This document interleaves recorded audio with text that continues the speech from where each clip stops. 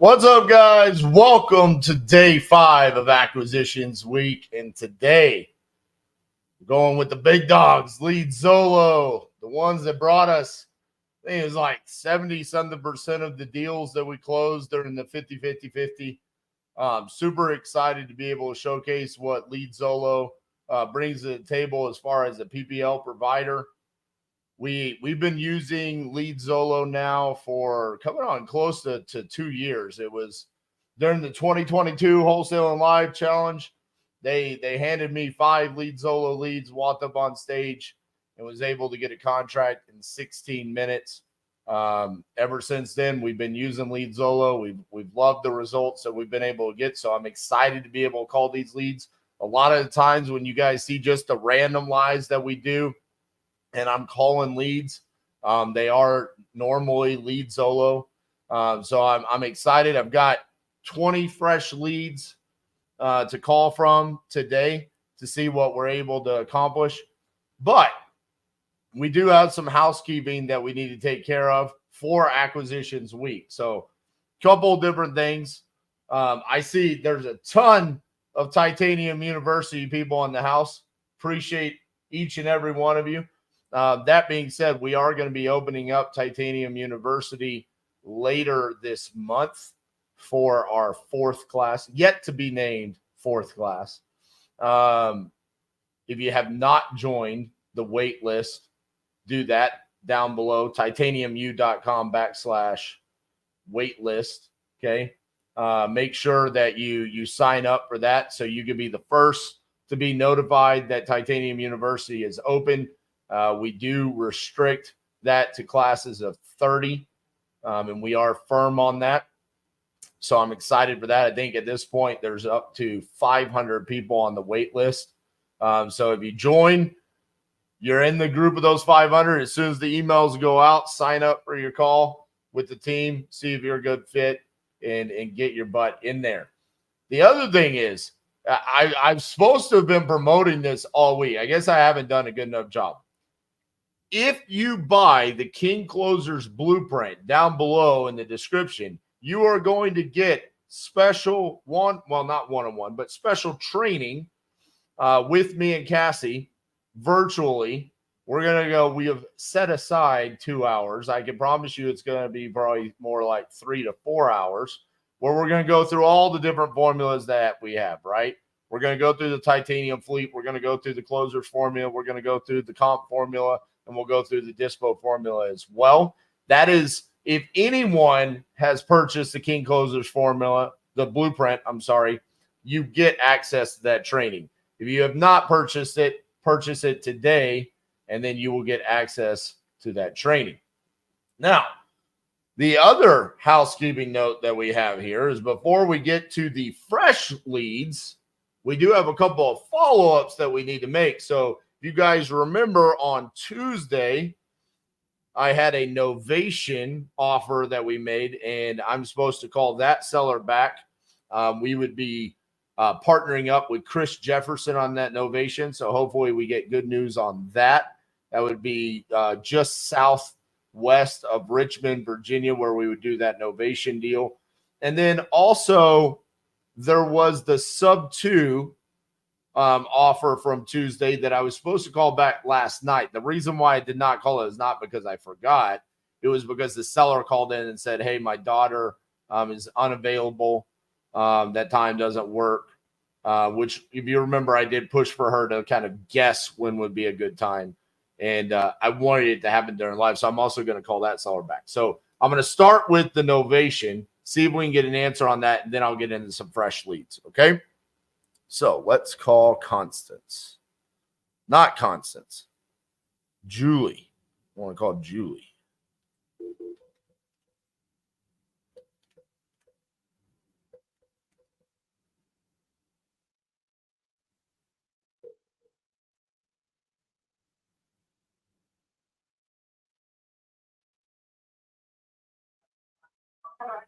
Hi, is Julie there?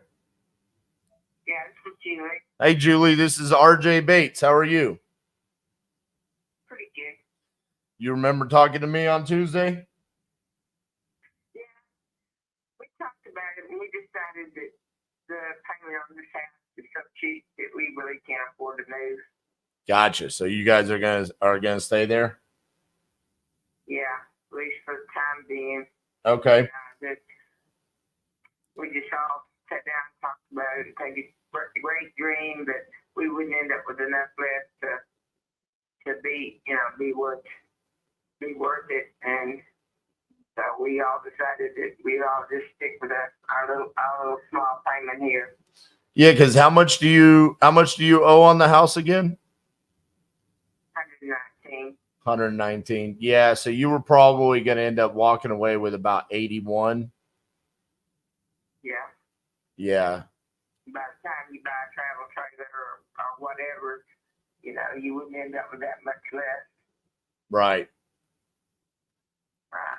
Yeah, that So makes. we decided, and Because what did you say the payment was? You said 900. well, it was 900 until this year, 900 and something until this year, until the property taxes and insurance went up. And for the first time, I'm over 1,000 now. For the first time in my life. Gotcha. That's kind of a shock when you only make $1,800 a month, So it's really been kind of hard with the grocery prices and everything. And I'm like, whoa, first time in my whole life I've got a house payment over 1,000. I know that sounds easy. Everybody's house payment nowadays is over 1,000. But it's hard for me at 77 for the first time in my life because, I was hoping my house would be paid for when I went on Social Security. But like I don't know if I told you, but my grandson got cancer in 2008. And we emptied our 401k and everything, and I was like, whoa. And we had already decided that, we would have the house paid for by the time my husband retired and everything, credit cards paid off, and, when my grandson got cancer, everything changed. Our retirement funds just went out the window. Everybody thinks everything gets paid for when, something like that happens, but it doesn't. Not everything gets paid for when that happens. So you're only getting. Quit her job, stay in the hospital with him, so we had to totally support her.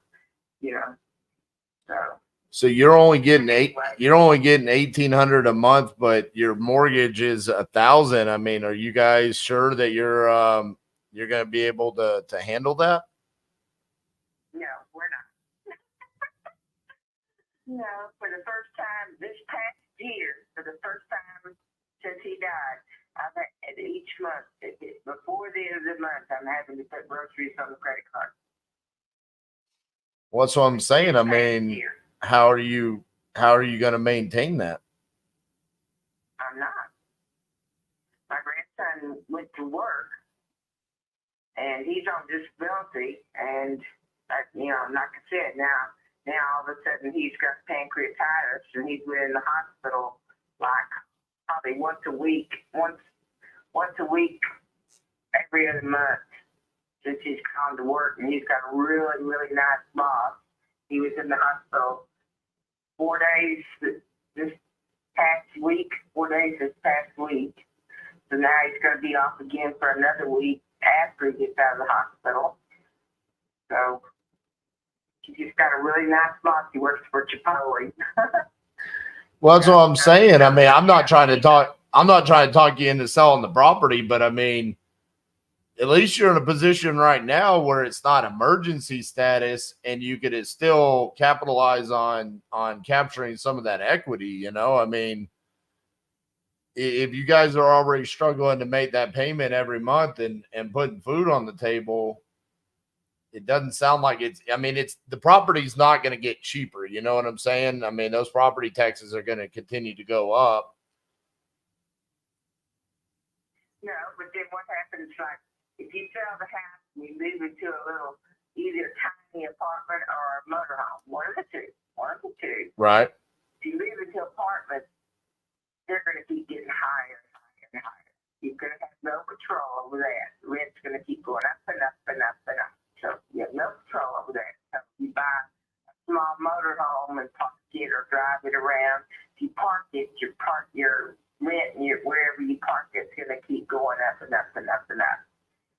you and I both know, three of us in a small motorhome, we're going to get on each other's nerves. That's not going to last long. It's going to be fun while you're driving around looking at the country. Oh, wow, there's the Grand Canyon. Oh, wow, there's Yellowstone. That's going to be fun. But you can't do that forever.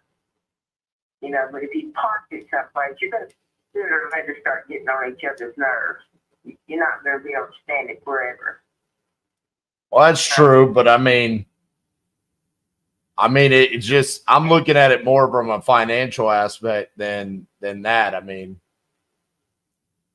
if you guys are already saying that it's a struggle, I don't, because I know how this works, where when people enter into a financial distress situation and it becomes more and more difficult to pay the mortgage, and say you were to fall behind on the mortgage, that's where like things like this go out the door, and then it's like you're in red alert, just trying to avoid foreclosure and get as much money as possible. You're actually in a fairly decent spot right now where, you know, in this circumstance, you would be walking away with a pretty significant chunk of money. I mean, with 80 grand in your bank account, and you're still getting your $1,800 a month. And if you could lower your overhead, you go buy that travel trailer, you know, it's not going to cost you over $1,000 a month to park that somewhere. You know, you can be strategic about where you put that and not be cash flow negative on a monthly basis. That's where my mind goes. If it was just me, I would do it. The three of us, I don't think I can. That's too many people in a trailer. If it was just me and my daughter, or me and my grandson, I would. But three is too many. You know, we would not get along that long. You know, we would all start getting on each other's nerves. You know, like I said, I don't think we could do it. We'd all start fighting and. Well, what happens when you can't afford the house? I guess that's my question.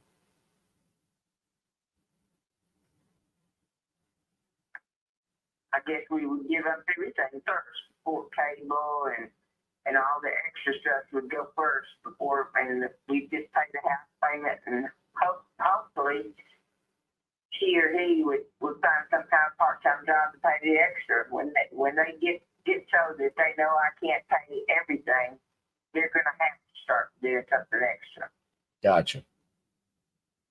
Okay, well, you've got my phone number, Julie, and you know, I don't want to try to talk you into anything. It sounds like, you know, you guys feel like this is the best situation for you, and if that's the case, then I hope that works out for you. I just I am a little bit concerned about, you know, $1,000 a month mortgage with 1,800. That's They can't just keep staying here without putting something in the bucket. Yeah, I mean that. You know, I think as long as my husband was alive, I don't think it ever crossed their mind that, hey, pretty soon there's not going to be cable and cell phones and stuff. You know. Yeah, I mean that. This brand new cell phone every time the new cell phone comes out. No, I mean, with y'all only being positive $800 a month, I mean, that goes real fast when you start talking about water, electricity. Went through today. You know, I posted the house payment yesterday because it would be late on the 15th, right? So I posted it yesterday because I got paid the day before. Right. Yesterday, whenever $700 left. I've still got to pay the electric bill, $300 and something. Oh my goodness. What's left after that? What's after that too? And you and I both know that's not going to feed three people. Yeah, that's why I'm bringing this up. Is it just doesn't. This sounds like the makings of being in pre-foreclosure pretty quickly, because at some point in time you're going to say, well, I have to eat. I have to have electricity. I have to have water. I have to have a cell phone. And so that's where you start, well, all right, we're not going to pay the mortgage this week. We'll pay it next week. But oh no, I mean that's the rule I've had with them all along. I said the very first thing that's going to get paid is the house and electricity. I said, you know, y'all are going to have to be responsible for the cell phone and the cable and stuff, that's going to come out of his disability check. I'm not paying that. I'm not paying that. So when y'all can't pay that, the cell phones are going to be turned off and the cable's going to be turned off and all that. I said, because I'm paying that mortgage first and I'm paying that electric bill. And I said, you know, anything else y'all want, y'all better come up with. I'm not losing my house and I'm going to have my air conditioner on. I said, whenever y'all can't pay the electric bill, cell phone bill, that's your problem. Because I said, your granddaddy and I had track phones for 20 years, and we did just fine. So if y'all want that newest Apple phone, that's y'all business. I'm not. Yeah. Well, Julie, like I said, you got my phone number. Call me before it gets bad. Okay. Like if you get to the point where you're not going to be able to make the mortgage payment, because if like you fall behind on payments and stuff, that's where it gets even more tricky, where we have to get we have to get even more creative on how we could help you. So I see a clear path on how we could help you today and put significant amount of equity in your pocket. But, you know, if it gets in a real bad position, then it's going to get tricky. So call me before it gets there. Okay, Julie? Okay. All right. Me, okay. I appreciate you. Bye-bye. Okay, bye. Oh, that poor lady. Oh man, that is not a good situation. I mean, my God, she's got a $300 electric bill and she's getting $1,800. I mean, that's just, I don't see how that's gonna work out at all. All right, let's get some LeadZolo leads, baby.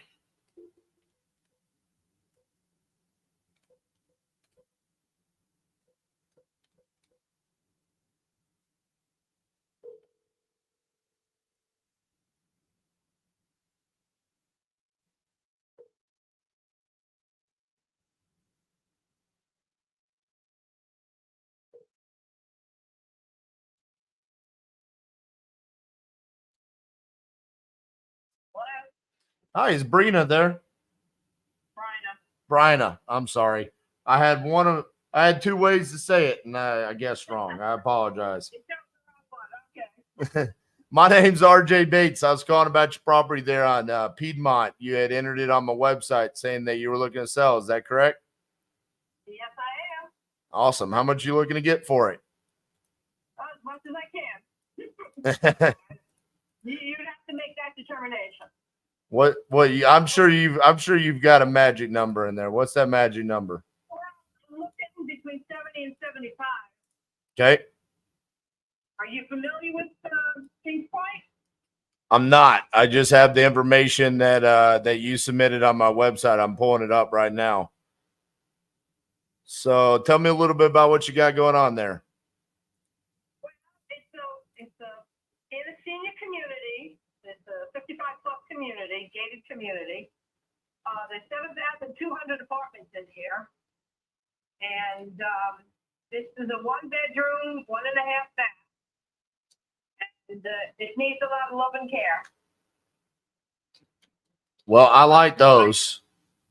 Oh, good, because that's what I'm looking for. That is sale, yeah. All right. When you say it needs a lot, is it just ugly or is it like not livable? It's livable, but I mean, everything in there is original. Okay. The place was built in 1980. Gotcha. So everything's in it. I inherited that apartment. So I don't need an extra apartment. I only keep my butt in one place at a time. I feel you. All right. Let's see what it's 400 Piedmont J. Is there a number behind J? It's the letter I. I don't know why it's coming up as J, but there's only one 400 in Piedmont. Gotcha. By the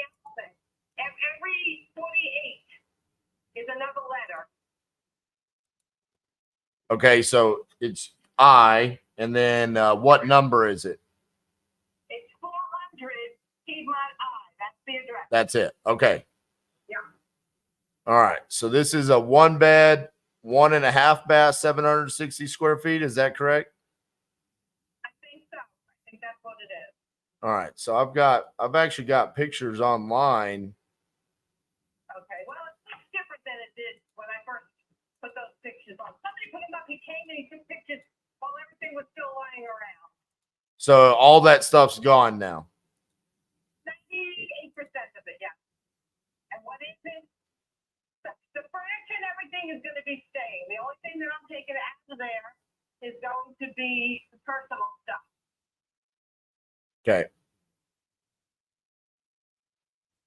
So you listed this in March for 90, but it didn't sell. How come it didn't sell? So they took it off the market. I didn't like the guy that I had as the agent. So I just got rid of him and left it at that. And then I haven't been feeling too good, so I haven't done anything about it. But I'm looking to do it again and get rid of it. Okay. But it's definitely a handyman special. Is it priced good enough for me to come in and fix it up? I think so. You can fix it up. You just can't rent it for the first 2 years, but if you, depending on how you're wording it, you put them in as an occupant, that's part of your family, then that's okay. There's always a way around it. So I'm looking around. These are always tricky to try to comp because, it's unit numbers and buildings and all that. So if I were to fix it up, what do you think it could be worth? Over 100, you can probably get like 100 to quarter. Okay. 100. Where are you located? I'm in Fort Worth, Texas. Yeah, that's a little. What's that? That's a little bit of a ride. A little bit, but it's okay. It's what we do for a living. So People that are down here would see it, that you happen to make the trip out. oh yeah, we do stuff in Florida all the time. It's actually my third highest volume state. Texas 1, Missouri 2, Florida 3. All right. Well, actually, Ohio's up there too. So you said 1.25, and then I gotta fix it up. And what do you think it's gonna cost me? Somewhere like 20, 25? Well, it needs an air conditioner, water heater, and a new kitchen, and the bathroom. It depends. You have your own people. You're not gonna have to hire somebody that specially does it. You have your own workers, don't you? Yes. Yeah, so it'd be a little bit cheaper than you would have to do it the other way. So I really don't know. I don't know the cost of replacement, to go and see what it would cost. The air conditioner you can get for around $3,000. The water heater, you buy it at Home Depot, put it in yourself, things like that. It all depends on the type of work that you do. When you had it listed for 90, were you getting offers at 75? I was getting offers at 112. As is. Yeah, as is. Yeah. It's an as is. And it had offers, but the guy that I had doing it for me, he was kind of like a crook. So he was doing things under the table, which I didn't like. That's why I got rid of him. I see. Yeah. So I could buy it from you today for 70, and then I could just list it and not do anything and sell it for 112. You have to do something to sell it for 112. Well, I thought you said you were getting 112. Yeah, but that was a little while ago. It all depends. Nobody, I said, if you want to do it that way, then I'll put it up for 112 myself. I don't need you. Well, I'm going to give you the 70 and just go do what I'm going to do, Okay, but if you do it, yeah, as long as you're fixing it up. Yeah, I mean, you're not gonna just buy it for the 70 and then think that you're gonna have somebody come in for 112 without doing any work to it. That's not gonna happen. So the offers that were offering you 112, they were saying you had to fix it up to give you the 112? No, that guy was gonna fix. They were buying it to fix it up. Okay. So they were going to pay 112 and fix it up. Yeah, well, they were going to take that to the 112, but they were going to pay me the 70. 70, okay. You know what I'm saying? All right. But they thought I could get for it because they would fix it up and then turn around and sell it themselves. All right. So they were saying 70. So that's what I was asking. So you were getting offers at like 70 back then. No, I got the offer at the 90, but the guy was a crook. That's why that deal stood up. Okay. But you would buy it for me, and then you have to put money into it to fix it up. And then you sell it for whatever you can. Maybe by the time you finish it, the market will go up. I don't know. I don't know how things are working at the time. You know, it's all happening. It's not something that's going to sit still. You're in the business. You should know how it works out. I do. I just wanted to ask you what you thought was happening because, you know, you had it listed. You already know what the market was telling you and stuff like that. So, I mean, if I got to do an AC, a hot water heater, and then a cosmetic on the inside, and I mean, you're right. I mean, it's definitely a handyman special. I mean, I'm looking at this. And then if you were getting offers at 70, I mean, that was with, you had to pay realtor commissions and whatnot on that. So how much were you going to be paying on that? No, I wasn't paying anything. That is. No. I'm talking about back then. You were getting offers at 70. I'm only dealing with this sale. I'm not dealing with, what do you call it? Where I have to pay anybody commission. No, I'm not. Everything gets paid by the buyer. I understand, but I'm saying back then when you got those offers, you were paying commissions and whatnot. I just said something to you. Everything was in, and the person that was buying it was paying everything. I got the full amount, no deductions, no nothing. They paid my closing. They paid for everything. Okay. Very good. Let's see here then. If I'm looking to sell it with an agent, that's not worth it. I'll fix it up and rent it myself. All right. So I don't need, to do that. Well, let's see. This was something that I inherited, and, it's something that I don't need to keep. I want to get rid of it, but I'm not going to lose money in the deal either.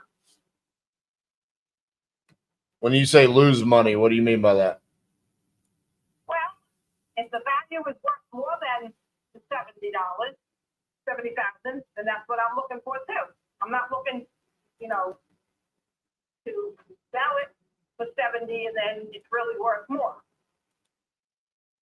All right. I don't think this deal is going to be something between us. So, but I thank you for calling, and have a good day. Okay. Thank you. All right. Bye-bye.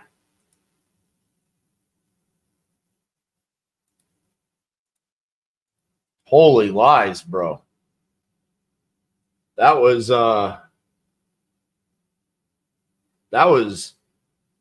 crazy. I don't even think she could keep up with the lies that she told me on that.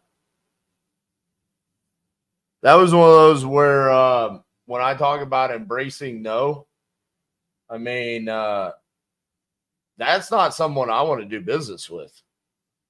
I mean, even if she was accurate on her ARV, 125, but it's a 700 square foot condo in a 55 or plus community, which limits your buyer's pool, but it's in really rough shape.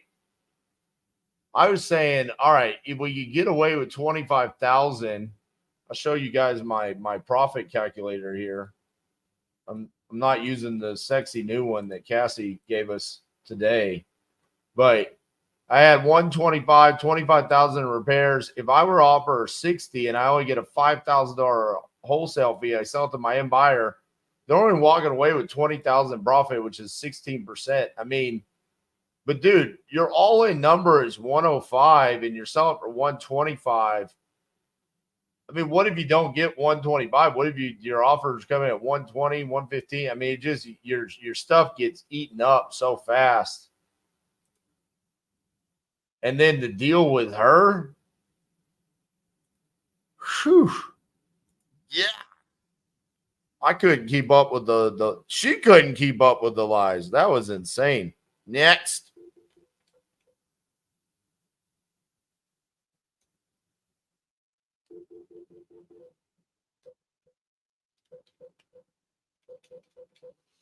She's like, sir, I don't think this is going to work between us. You're right. Because I ask questions.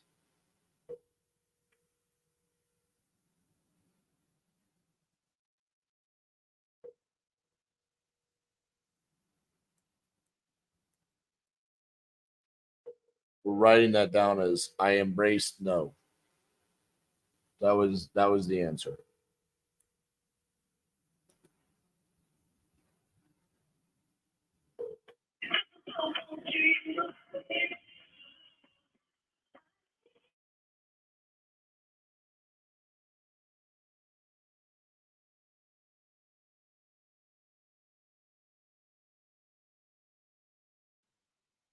Sorry, I had to mute it because they're playing a song as their voicemail, which will get us booted off of YouTube.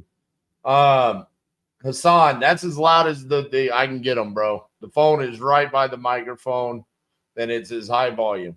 I apologize. I am a loud person. I will always be louder than someone talking on speakerphone.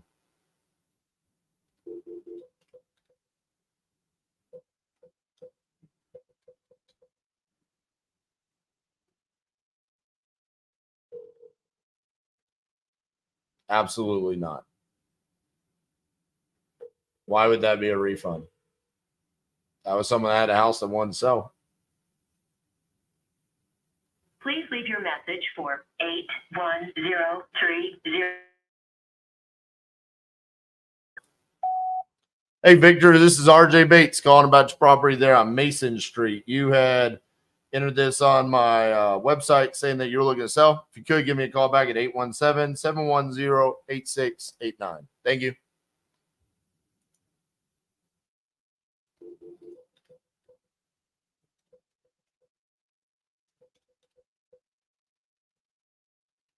That was a closable deal, too.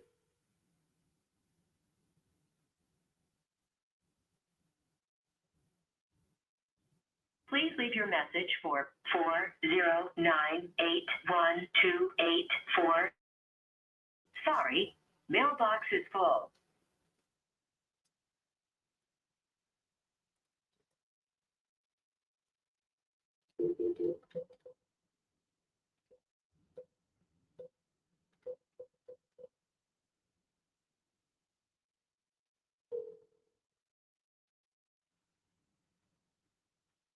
I'm sorry, but the person you called has a voicemail box that has not been set up yet.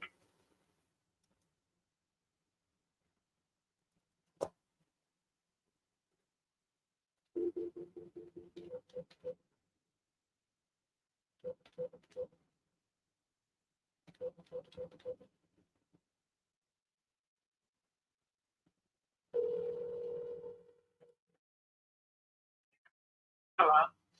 Hey, is Simone there? Speaking. Hi, Simone. This is RJ Bates. I was calling about your property on 25th Street. You had entered this on my website saying that you're looking to sell. Is that correct? Yes, and I was hoping that someone would call and I could tell them, it's occupied with a squatter and he clouded the title, so I don't know how to get rid of the property. When you say he's clouded the title, how did he do that? He went down and quick claimed it to himself to an LLC. He didn't quit claim it from me. I own it. He left me out of the equation. So he broke the chain of title, but he's registered down at the deed with a quit claim this past February. Is this Demetrius? Yep. All right. I own it. It's in my company's name, ICT Management. I see. Mm-hmm. You want me to go down there and quit claim him? I don't know what to do. I have no, and I'm being very transparent. I just lost my husband last year, and he was working on this. I don't know how to work on this. I don't know how. Well, first, I'm sorry to hear about you losing your husband, and second, this sucks. I mean, I don't know why there has to be shitty people in the world. Was he a tip? Really? Come to find out, yeah, he's done this more than once, but I don't know him personally. Oh, so you don't know him at all? I've learned a lot about him since I had this property and my husband is gone. Like I said, he was handling this, and I bought it from a young lady who sold it for very little. But I want to get rid of it, and I don't know how. Jeez, that is crazy. All right, well let's look at the property here for a second. It's in really rough shape. Man, that thing, I'm seeing pictures. I mean, does it still have like a hole in the roof and stuff, or did that get fixed? No, that was the pictures before they got it from Land Bank. Gotcha. Those were the original pictures before I even bought it. Okay, so it got sold at the land bank, and then they did the necessary repairs and then sold it to you? Yes. Okay, and so it was somewhat better condition than what I'm seeing here. But was it in good condition, or was it just like they did the bare minimum? I think they did the bare minimum, but this is what I want to say. He's living there. It's habitable. It's the light, water, cameras, everything is there. You know. So he just came in and stole the property from you. What he did was he moved in, and when we went over there to see the property to close the deal, he was already living there. So they were like, well, you can evict him. And I thought that was just a simple eviction process. But it turned into something way more complicated. And I don't have I'm going to use the word manpower. I don't have the muscle to deal with him. And he's not worth my life. Like I said, I am a widow. I'm single. It's just me. I just can't go up against him to fight for a property that I can't even do what I planned to do in the first place. We were gonna the front is a storefront. We were gonna open up a little like restaurant and live in one of the apartments and then rent the other two out. There's 3 apartments. You know, in a storefront. So what's your ideal situation here? What if you could just say, this is what I want to happen, RJ, go make it happen. What would you want me to do? I want you to tell me if you could get him off title. I would pay for that. I mean, I just want the property out of my name and sold. How much do you want for it? I would take almost anything just to get it out of my name. So, I mean, without being just raped, you know. Right. I promise you I would take just about anything. I just want it out of my name. Well, I know what it's worth. I know what it's worth. I know what it could be worth fixed up. I know all of that. But where I am right now, at one point I was homeless, sleeping in my car. I needed that place. And I didn't have anyone to help me get him out. So that never happened. So right now, I'm not in Michigan right now. I'm visiting Oklahoma just to relocate. So I would take very little for it. I promise you, something respectful, a respectful number. Somebody can have it. It doesn't have to be nowhere near property value. You know what it's worth, because I know gonna take a minute to get him out and all of that. I just want it out of my name. Well, technically speaking, it is out of your name, right? Because I mean, he stole it from you. Yeah. Yeah, and this is crazy. I deal with a lot of stuff. You don't see people stealing properties very often. there's a lot in Detroit. That's very popular in Detroit. Yeah, the quitclaim deed is a dangerous thing. It's very dangerous. And I didn't know that. And then I tried to get an equity loan on it, and I didn't know by me putting it in my company's name that, that wasn't, ideal. But again, whatever needs to be done, whatever can be done, I'm not holding on for a better offer or anything like that. I'm just trying to get a few dollars for it and move on. How much is it worth? Right now, it appraised at 150. Fixed up, it's worth 250.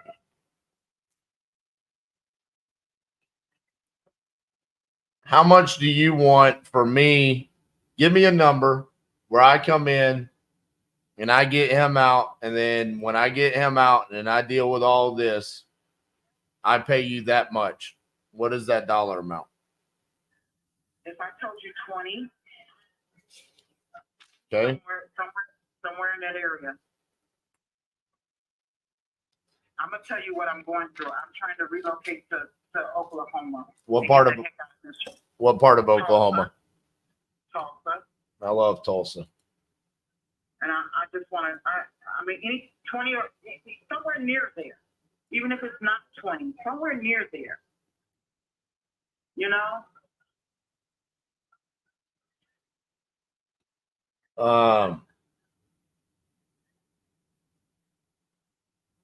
I got people in Detroit that can help me with this. We can figure this out one way or another. The tricky part is not getting him out. It's getting this rectified, and it almost feels like there has to be an attorney involved. Yep, because when I went down there, they said this is fraud. When I went down there this year, because I gave this property, someone else called me about the property. And they, so I've gone through this before with telling people this story of, what happened. And they said, well, it sounds like fraud. Yeah, it is fraud. And again, I don't want to go down there and make trouble and then be hurt because he won't leave quietly.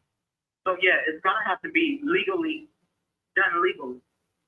But someone told me, I didn't put the insurance on it. I don't have insurance.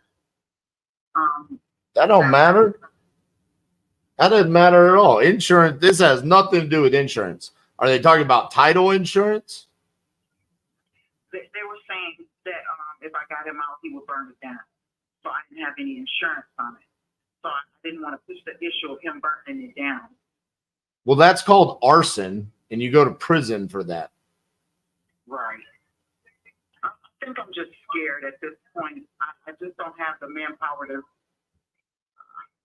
My husband had a lot of people, and when he passed away, the people seemed like they went with him. If you understand what I'm saying. Whatever support I had, I don't have it anymore. I got you. Okay, so I think that one of the things that I need to do, let me think about this for a second. I need to get a signed contract from you to then open title and get a title commitment back. And then we can then determine what has been happening in the chain of title. And then we can prove that you were the rightful owner and that you didn't do this. And then he wasn't even smart enough to quit claiming from me to him. Right. So there is nothing saying that your ownership never transferred to anyone. So that right there is like, well, how did he even have the right to quit claim it to his entity? He didn't. didn't care. He didn't care because he figured nobody was going to do anything about it. He did not care. How did you buy this? Did you buy this off a quick claim deed, or did you go through a title company? I bought a quick claim deed from a young lady who just wanted she wanted to sell it. I guess she had some ideas. And again, full transparency, I was in a shelter and I was telling her I wanted to open up a restaurant. She's like, I got a building. And you know, people say they got stuff all the time. You're like, yeah, right. And she just kept saying, I got a building. So when I got out of the shelter, she gave me the address. I rode by it. And you know, I seen the apartments and everything. And we started making preparations to move in there. But before we could move in there, we found out that he was there. And then shortly after that, my husband had a heart attack in the house we were living in the driveway. So I moved out of that house and I became homeless. I thought I was going to be able to move into the apartment. The guy, you know, because two of them are empty, but he's there. So it's like, it ain't even safe for me to move in my own place because he's upstairs, you know. And so I ended up being homeless, sleeping in my car. Got past that. I've since purchased a home, but don't want to be in Michigan. It's too many emotions. I need to just get the heck on. I can't stress to you enough. I just want to get the heck on. Okay. What time frame, like the things that you mentioned that needs to be done, are those hard things to do? I don't. No, I mean, we could sign a contract today and send it to the title company. The title company would get that process started. They would probably have the title commitment back mid next week. And then from there, they're going to be able to tell us what shows up on that title commitment. And then because I wouldn't notify them about anything that's going on. I want to see what shows up on that title commitment. And then we solve the problem. It's called clearing title. So we would clear the title and figure out what that is. So if there is a fraudulent quit claim deed that was filed, then we will discuss that with them. And we will say, you are the rightful owner. Here's where it'll show that in the chain of title. I mean, it will show she quit claim deeded it to you, and then you never sold it to anyone, and then a new person tried to quit claim it to themselves. Like that right there, I mean, I'm assuming, because like you said, this is Detroit. Quit claim deeds are common there. The title company is going to at least be able to, the attorney at the title company is going to be able to offer some sort of solution for us as to what we need to do at that point in time to get this clear. Check it out. He even got somebody that's down there in the 400 Monroe building where you go to file the paper. He got somebody that's working down there that he knows because her name is on the, what do you call it? The, what is the person that do the paperwork? The county clerk? No, the notary. Right. The notary. He knows somebody down there that's filing them papers for him because, again, there was no paperwork from me to him. Right. I don't know how he's getting away with all of this, but this is, like I said, I found out so much about him. I've never met him personally, and I don't want to meet him personally. But I'm actually afraid of him. He seems dangerous to me, you know. And I guess maybe that's because it's just me. Maybe he don't intimidate other people, but he kind of intimidated me on paper. You know, it's like he done just took my property. What do I do? You know, and I just let it go by because I felt helpless.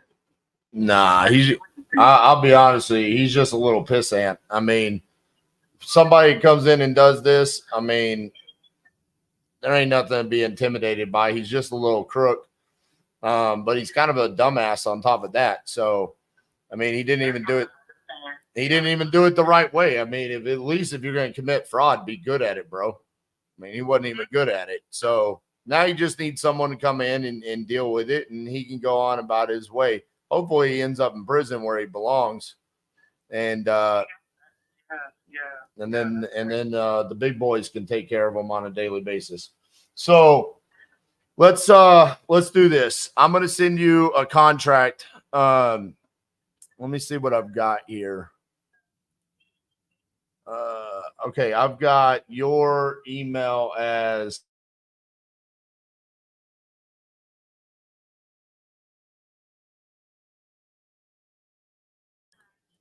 okay, and was the property in your name?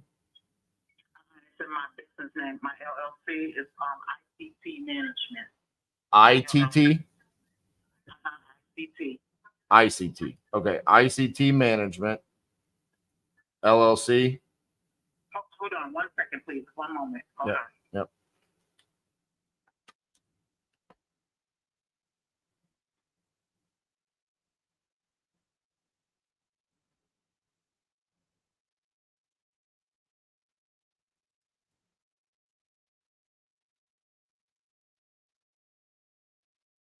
Can you hear me? Yes. Okay. What's your name, please? My name is RJ Bates. RJ Bates. Thank you for taking time to talk with me. When it's all said and done, and you know all the fees and everything, do you think that I could get a whole $20,000? Yeah, that's the goal because you didn't owe anything on it, right? No. Yeah, I think that's more than reasonable. Obviously, this is going to be contingent upon us seeing the property and being able to clear title. Like, we don't know what he's done to the property. It sounds like he's living there and probably somewhat taking care of it. I mean, realistically, I think his goal would probably be to fix it up and sell it and try to get money out of it as quickly as possible. I did. He tried to get a loan. He tried to get a loan on it. For $100. That's how I found out how much it was worth. He was trying to get a loan for $150. $150,000. Okay. And that didn't work. I don't know how he thought he was going to do that. I'm not sure. I don't know the details. But he's just wreaking havoc. I mean, he's just doing what he do. I don't know. I don't know. But that's how I found out that it was worth $150,000. Because originally the girl told me it was only worth $75,000, and when I had someone pull the comp, it came up $150,000. Right. Well, I can tell you this, Simone.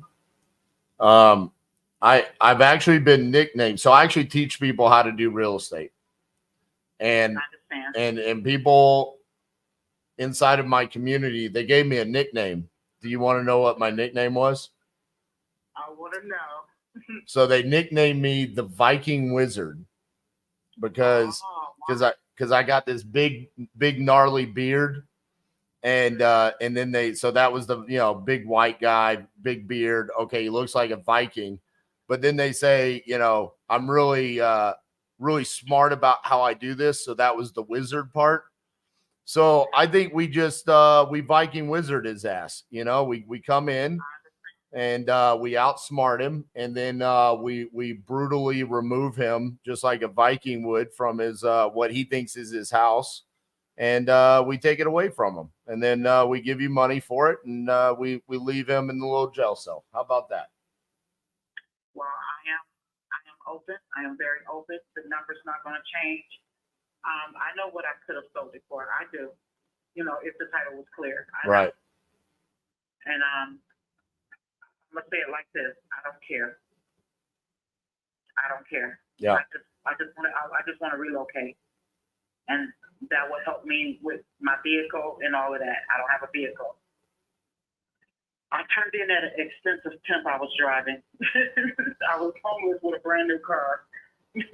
Well, let's get this taken care of for you, and yeah. So what I'm going to do is I'm going to write up the contract for the property to ICT Management LLC. I'll email it to your email. It'll be for the $20,000. As soon as you sign that, we'll send it off to the title company. I'm going to talk to my transaction coordinator about which title company we want to use for this, that he feels like would be best to help us with clearing the title. So I believe it's going to be Detroit Title, but I'm not sure. I want to ask him first, and then let's get the process started and see if we can get this taken care of. Okay. So do this for me, please. Yes. You figure it out, and I know you will. if you figure out it just cannot be done, at least try to tell me what I can do. Oh yeah, we will get to a solution one way or another. I can promise you this: you cannot just steal a property. That is not a thing. Like it's not going to take place. Now, if somehow something comes out that he rightfully did this or something, and I'm not calling you a liar or anything like that, then there's nothing I can do. But if we find out that there was fraud here, my partner, her name, so I'm the Viking Wizard, right? You want to know what her name is? Justice League. Okay, that's what they call her. So I'll be honest with you, I get a lot of credit for the shit that she goes and does. She's gonna be the dog on the bone here that's gonna want to chew him. This dude better hope he don't meet her because she'll kick his ass.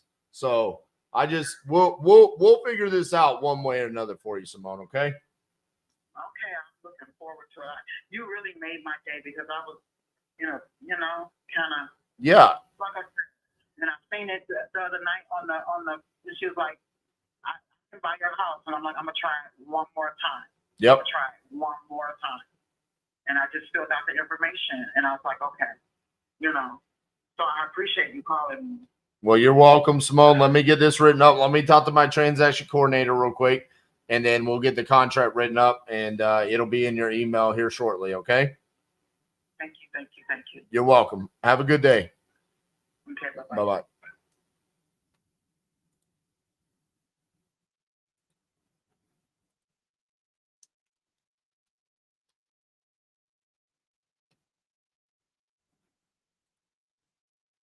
All right.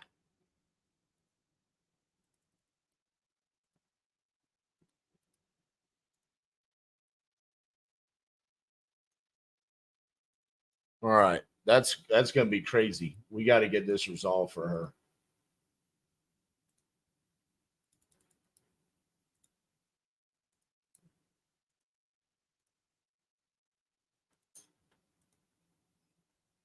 So, all right. So I just talked to a seller in Detroit. Someone like broke into the property, started squatting, and then quit claim deeded the house from himself to his LLC. Yeah. He didn't even quit claim it from the owner to himself and somehow got away with it. So now when you look it up on PropStream, he is the owner.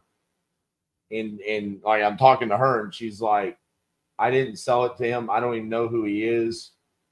Like he just stole the property from me. Yeah. So what we're gonna do is we're gonna write up a contract with her for $20,000. I sent you the information. What I wanted to ask you is what title company do you want to use for this? Probably Michigan Investment Title. Or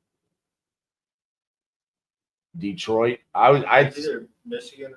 Who do you think is going to be the most communicative and helpful trying to clear this? Probably Regents, actually. Really? Yeah. Well, then let's do that. Whichever one you think is going to be the best, let's do that. And because we're going to need a lot of help on this. Yeah. What I told her is we send the contract, we sign the contract, we open title. And then when the title commitment comes back, it should show on the chain of title, she was the owner, and then suddenly someone else was the owner and quit claim. And then from there, they should have a solution for us on what happens. So it shouldn't be that hard. It should just be looking at the chain and realizing there's never actually exactly. There's just a courthouse that probably just submitted it. Not even looking at the right. So will you write up that contract? Yeah. All right. Thank you. All right.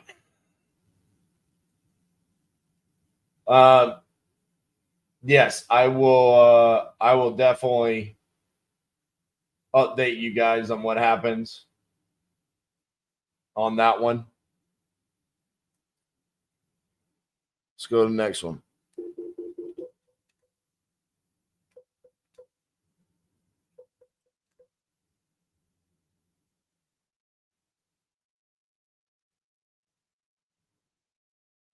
Press 1 now to continue this call in English. Doesn't sound. Hello, and thank you for calling. That one doesn't sound positive. I'm gonna say that's the wrong number.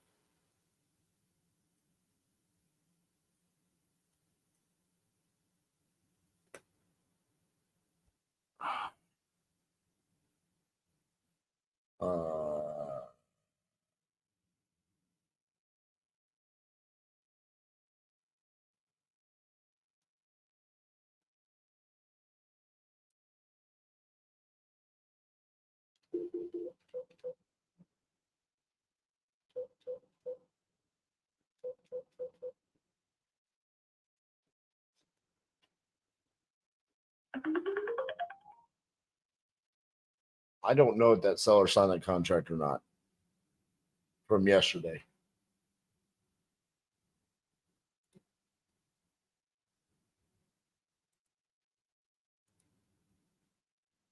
What are you doing? Ring.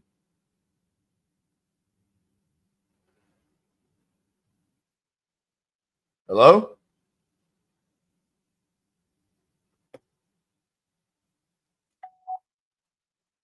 Hey, William, this is RJ Bates calling about your property on Perkins Street.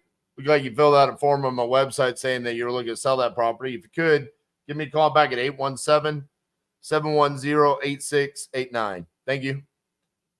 All right, I want to make sure I got this. No. Voice 1, 2, 3, 4, 5, 6, 7, 8, 9 dials.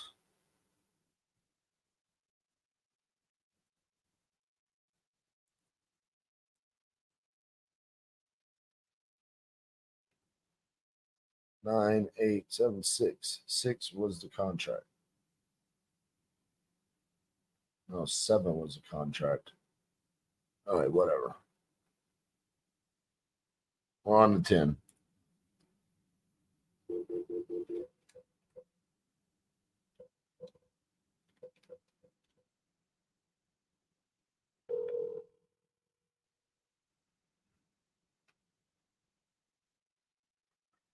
Yeah. Hi, is Abdul there? How's it going? Hey, Abdul, this is RJ Bates. I was calling about your property there on Prospect Street. Looked like you had filled out a form on my website saying that you're looking to sell that. Is that correct? Yeah. Awesome. How much you looking to get for it? I'm like 25,000. 25. All right. Well, tell me a little bit about what you got going on there. It got new electrical. We got new plumbing. I just got the siding down on the back. 3-bedroom. Now I finished attic. I put new floors on it. You said get you good price. you said you put floors in it. Yeah, I put floors in the top floor of the top floor attic, and they had no floors. I put new floors in there. Okay. What else needs to be done to it then? I say like 2 rooms need drywall, but depending on how long it is before I sell it, I'm still doing work to it until I sell it. So my price might go up as I put work into it. But it got the windows. Just need like 1 ceiling drywall. And I already put recessed lights in there. Well, if you're doing all this work, why are you looking to sell it? Well, I got a lot of property. I don't want it. Is this you flip houses for a living? Yeah. All right. Well, how much is what's my ARV on this? What's my ARV on this? After repair value. How much is it going to be worth?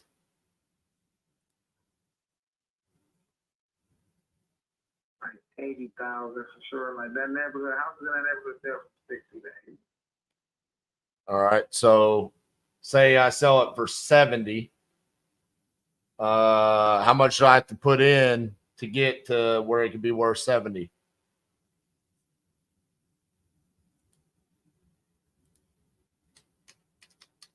I say not even 10,000. Yes, if it is 10,000, exactly. All right. So 10,000.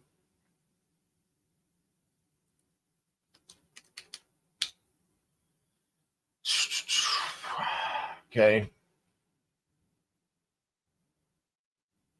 So I'm all in for 35. And I'm selling it for 70.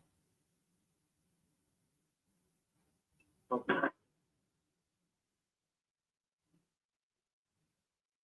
And listen though, now this Detroit, like where we at right now, everywhere coming up, every day our property values go up. They build real fast. Even that neighborhood house is coming up. The neighborhood was a man. At first, I was the only person who owned the house on that block. Now 3 people live over there. They bought houses and fixed them to live, and 2 other houses they bought. It's still abandoned, but they bought. Right. Does this have a basement? Yeah. Is it finished or no? Nope.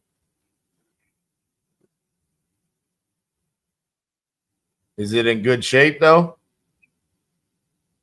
Or is it gnarly? It's a regular basement, flat floors, walls, like everything's good. It's ready to get finished. Mm-hmm.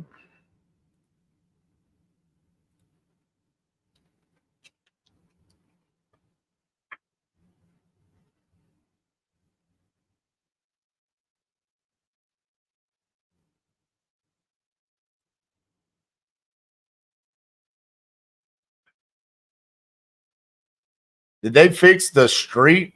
Because I'm looking at Street View from 2022. And man, this road is tore up. Yeah, but I'm not saying the benefit of that. They about to fix the street. They just started doing the streets. The streets stop you from paying taxes and all that. The way they streets is, so the way my house made, I complained about the street. They cut my taxes for a year. I don't pay taxes for a year. So I guess next year they don't do it again. But they would clear you from taxes and stuff like that.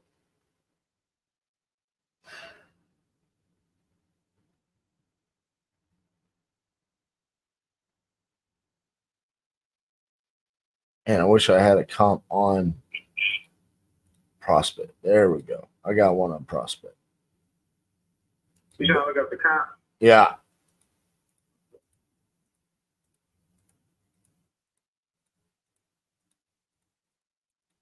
We there, right.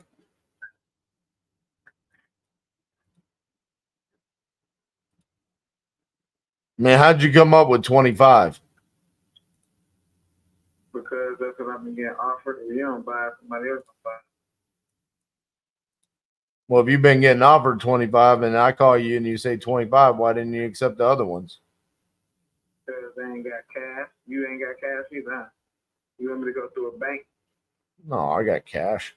I'm looking for cash. I'm not looking for nobody who's trying to do no mortgage under that loan shit. I want straight cash. I mean, we're going to go through a title company. I ain't going to come with you like a bag of cash. Uh-huh. I said, I want to go through a title company. I'm not going to come to you with like a bag of cash. I would do it through a title company. Okay. Just making sure we ain't trying to do none of that quick claim shit, you know? No.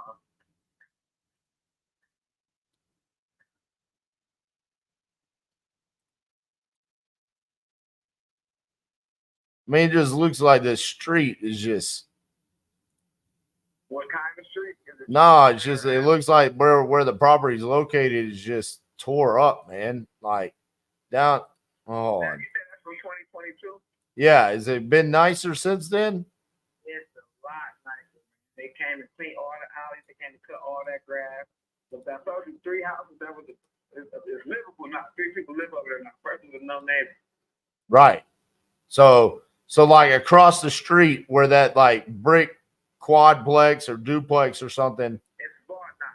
They bought Okay, so they fixed that up. And then what about the blue one right next to it? They bought that, cut the grass. They didn't fix the blue one up yet. The one next door to my house, somebody lived there. The one to the left of it, somebody actually lived. Okay, so the left is fixed, the brick is fixed, the blue is getting fixed. Yeah, next door to the brick, the opposite way is getting fixed. The green one, somebody actually was living there.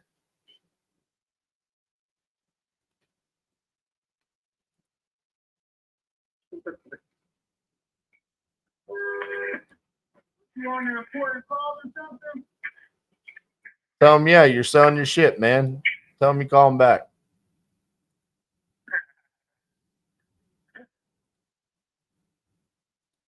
Man.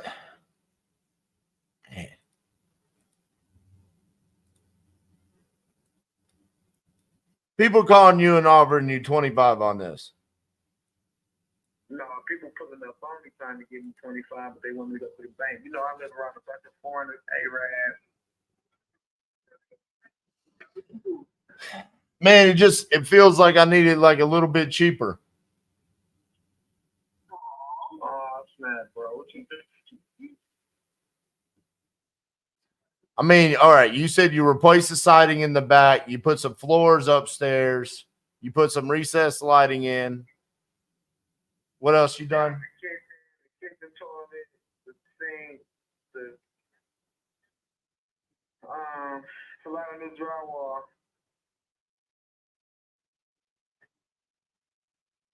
So you already installed it, or it's just sitting there? The drywall, is it installed or is it just sitting in the house? No, I got a lot installed and I got a lot sitting in the house for the room.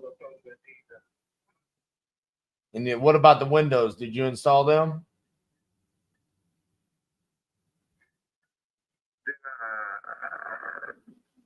One, two, three windows. Other windows was in there. Man, I'm thinking like 15. Ooh, 15. I'm going to call you back on that, bro. Why? Yeah, 15 Steve, bro. I go to the bank and let them take their couple thousand. They're not taking 10,000 to the bank. If you really honestly just cut it in half, because I really want 30. Really want 30, but if you really wanted 30, you would have told me that. Because I'm trying to get it off. That's what I'm saying. Just to catch your ear for 15, that's the shit. My ear is closed. I'm just saying, bro, like, dude, there's houses over there from that you can go get from the land bank for like $1,000. You know what I'm saying? You used to be able to do that. You can't do that no more.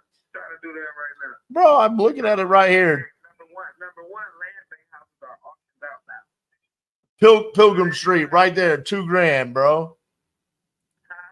Pilgrim Street, $2,000. Wabash, $1,000. I own houses on Pilgrim Street. There's only one house on Pilgrim Street. So I own them houses too. Wabash, $1,000, $7,000. Wabash, did you look at it though? I'm looking at it right here. Well, listen, you say Wabash? Yeah. Look at that block. You think you want to be on that block? I'm looking at the Prospect Street block. Nobody buying no house on Wabash. Hey, so you're telling me Prospect, that's much nicer, huh? I'm telling you, listen, number one, it's a spiritual neighborhood. Prospect, Pilgrim, George, all them are the Muslim brothers. Nothing happening over there. You can look at the pictures. There's Arabic written on the brick building that you're talking about. Arabic, they say it's their old doctor, nursing home. That's a historical neighborhood for Muslims, so it's safe. Wabash is not safe. Ain't nobody gonna buy the house of the neighbors, and they know about the history of the neighborhood. The history of the neighborhood on Prospect is Muslim. It's always been a good neighborhood. You know what I'm saying? Yeah, I know the deep history of this place too. So you said George Street's not good and Wabash not good, huh? No, George is good. George is actually good. Wabash not. George is good. All right, let me. It's an E. I gotta find Wabash. Let me walk down this. I want to see what you think's not good. I'm telling you what's not good because this is my hood. It's shooting all the time on Wabash, and there's no respect over there because they ain't the Muslims are right there. They hood niggas. Now everywhere else over there, Pilgrim, Prospect, George, Muslims respected. Anybody coming over there with that? How many other properties you got to sell? 7. You ever heard of Hamtramck, Michigan? So how many do you want to sell me right now? fully traded, but they don't pay $400,000 in that neighborhood. Abandoned houses in that neighborhood go for $80,000. I got a 2-family flat on Pilgrim for you, and I got prospects for you. I got a house on Stedmont, Fielding. So you got 3 properties you want to sell me right now? You gonna say you talking some money? Yeah. How much you want for all 3? I'm gonna have to call you back on that, bro. Oh, come on, man. You know how much you want.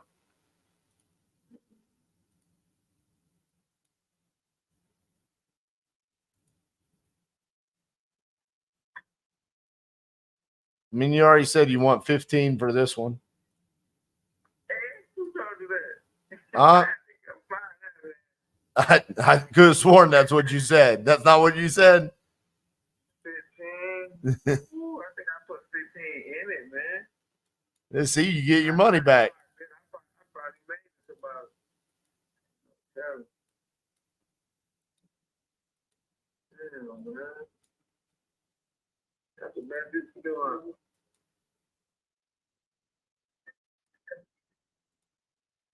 That's the best you can do. So you're the okay. Oh, I'm looking around over here. So this house you bought on Prospect, it was a Islamic covenant when you bought it? Yeah, you see all them signs that's on it? Yeah. It's literally a historical Muslim neighborhood. They still over there. That neighborhood is pure. Like, you ain't no problems. Like, that's a hood neighborhood. That neighborhood, Highland Park itself, it's hood. But right there, it's sacred. Anywhere else, like Wabash, like half some neighbors gonna take all your stuff out the house. They're like, when you fix the house up over there, everybody gonna take it. It's supposed to be black. Anywhere else, yeah, ain't no problem. This is in Detroit, not Kansas City. I bought a house around there before and put gutters on it. They take the gutters off. Second I put the gutters up, they take them off. All right.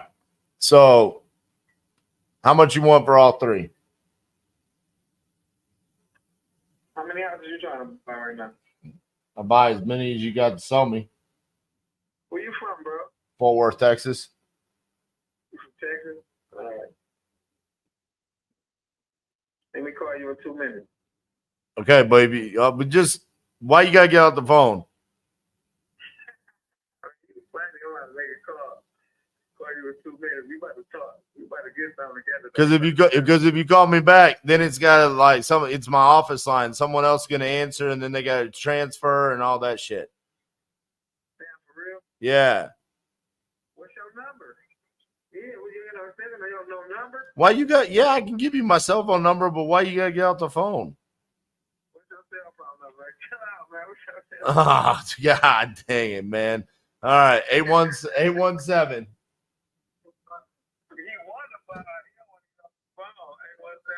Yeah, bro. Why you gotta get off the phone? What's he got? Just do your deal and come back.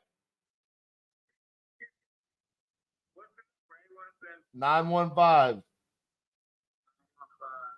6860. 6860.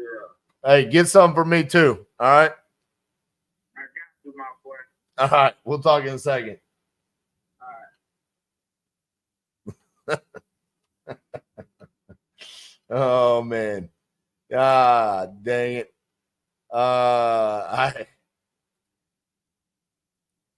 Boy, y'all are like, this deal ain't worth it. I'm like, y'all are in the wrong city.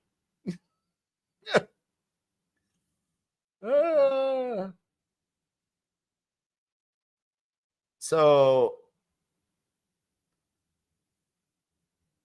I do have some questions for him about this, but he does know his neighborhood. I know it's a rough area. We've done deals over there. Woo. But if I could get 3 or 4, and maybe they're not just in that area, you know? All right. Next.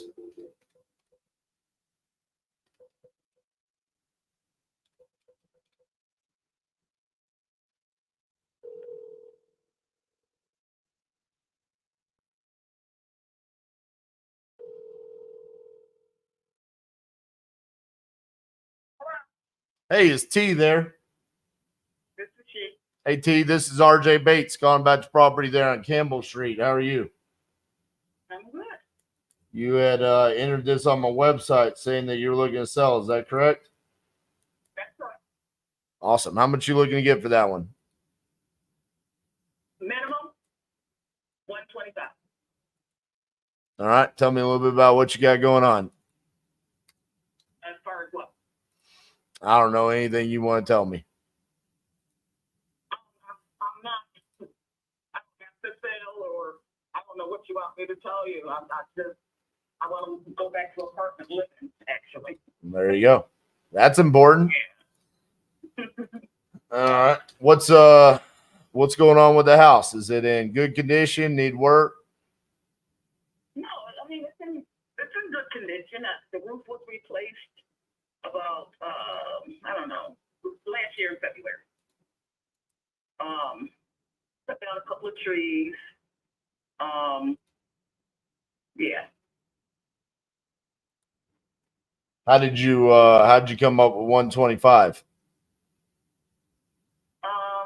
Because I know it's gonna appraise for more than that. I like that. How much more?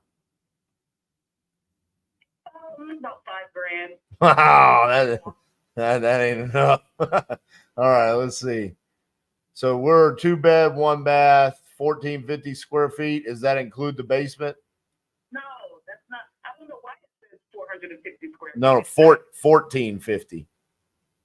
No, it's not. This house is a 2-bedroom, 1-bath, 725 square feet with a basement. Is the basement livable? No. Okay. It's not finished basement. All right. Let's change my parameters here.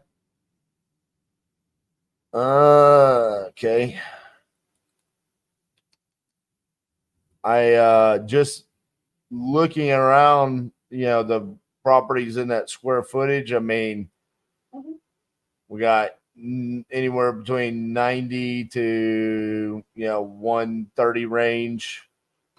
I'm an investor, so I'm looking for something that I can fix up or do repairs to, or if someone's like financially distressed. Doesn't sound like any of those boxes are being checked off here. Sounds like you just kind of want to capture your equity there. Does that sound right?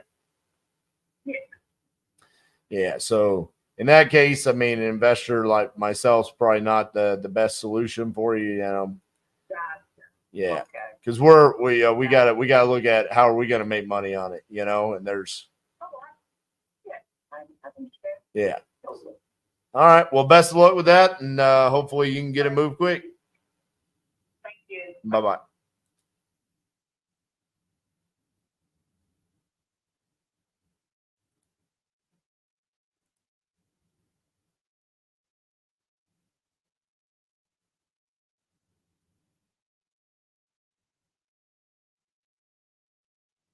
All right. So that was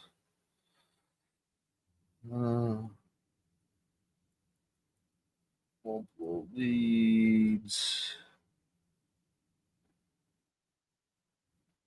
Okay, and then I didn't call that one, and then retail. Okay, let's call this one.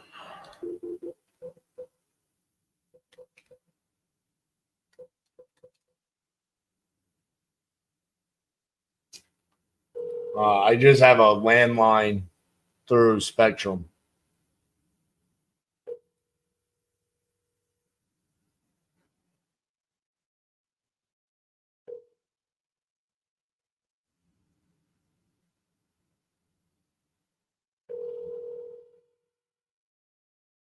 I'm sorry, but the person you called has a voicemail box that has not been set up yet.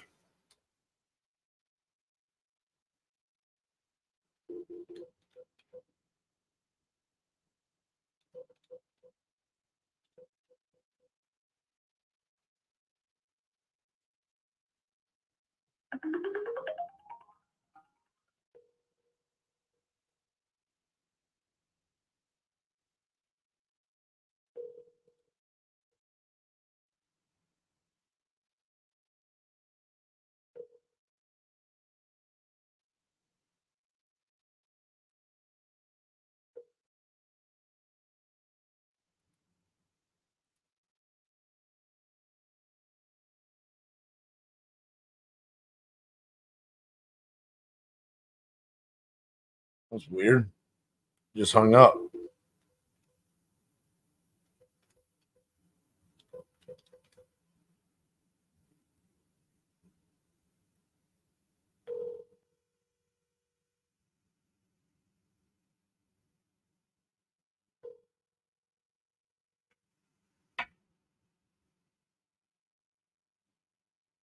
Hello? Hello? Is Jason there?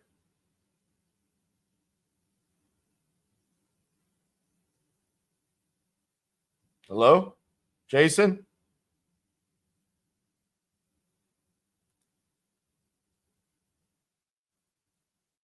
Hello, hello, hello.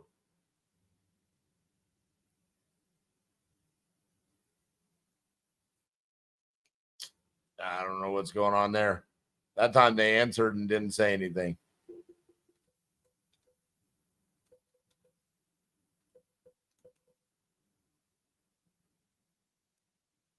Rosina?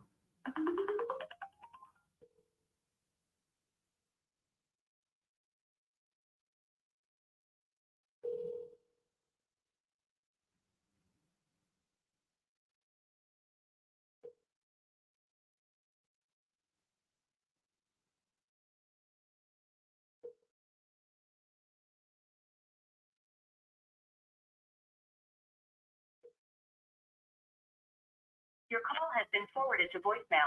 The person you're trying to reach is not available. At the tone, please record your message. When you have finished recording, you may hang up. Hi, this is RJ Bates calling about your property there on Wellington Avenue. Looked like you had filled out a form on my website saying that you're looking to sell. If you could give me a call back at 817-710-8689. Thank you.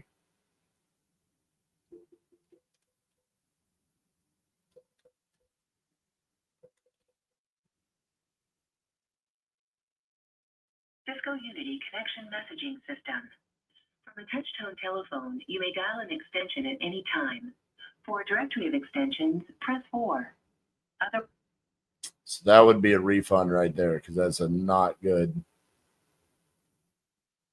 So we did.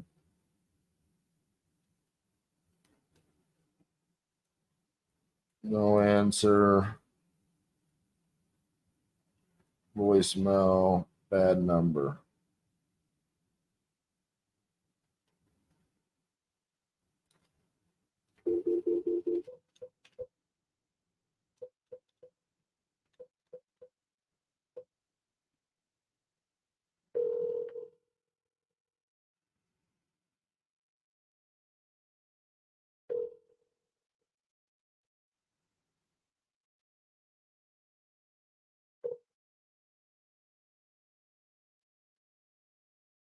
The person you are calling is currently unavailable.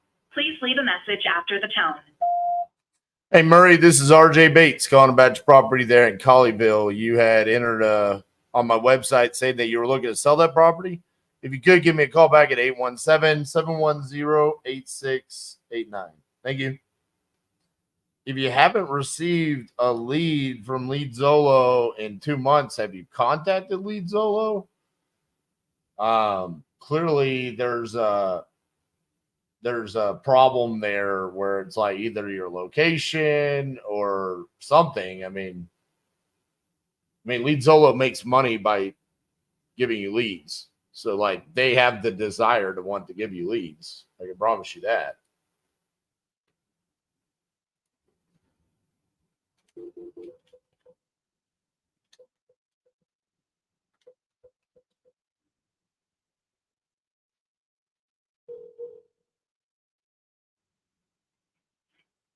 This is Sherry with a message.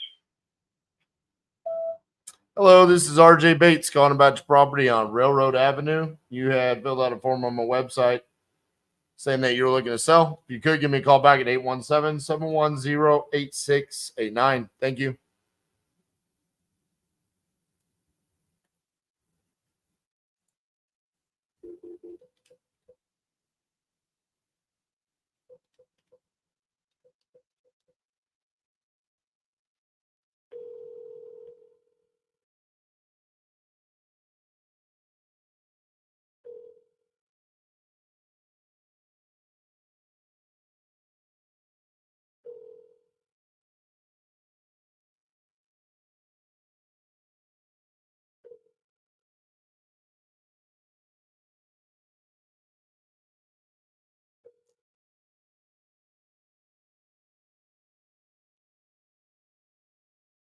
Your call has been forwarded to an automated voice messaging system.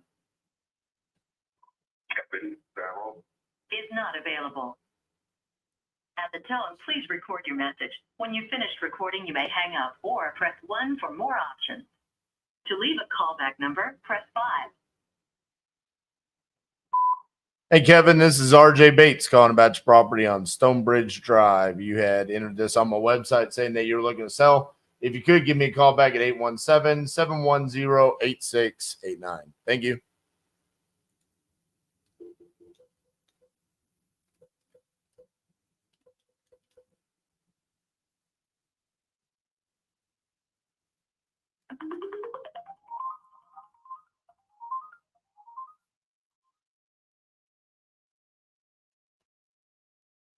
I'm sorry, but the person you called has a voicemail box.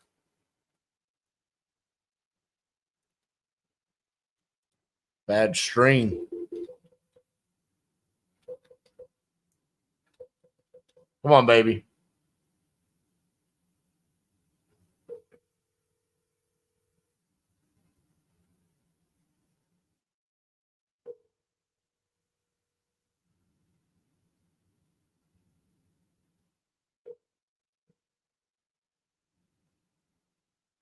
Hello? Hi, it's Beverly there. Speaking? Hi, Beverly. This is RJ Bates. I was calling about your property there on Endeavor Drive. You had entered this on my website saying that you're looking to sell. Is that correct? Interested in selling it, that's correct. Awesome. How much you looking to get for it? How much you willing to get for it? I don't know anything about it, so I always like to ask that to get a starting point and then figure out what's happening after that. Okay, well, let's say that a comparable condo here sold for $180,000 last week. Okay. Is that how much you want? Okay, I'm not going to play games with you, okay? I'm here to see the best that you can give me. And I'm checking other places, and I'm also checking with the realtor. That's the way it's going to go. I don't have time to play with you, okay? I was under the understanding that you were going to be able to check comps in this general area and give me a basic idea of what you wanted to pay for this condo. There's nothing wrong with it. We've been in it for 3 years. The HVAC system was, I think, 3 years old when we bought it. Beverly, let me stop you. I don't think I'm the I don't think I'm the buyer for you. Okay, thank you. Thank very you. much. Bye-bye. Bye-bye.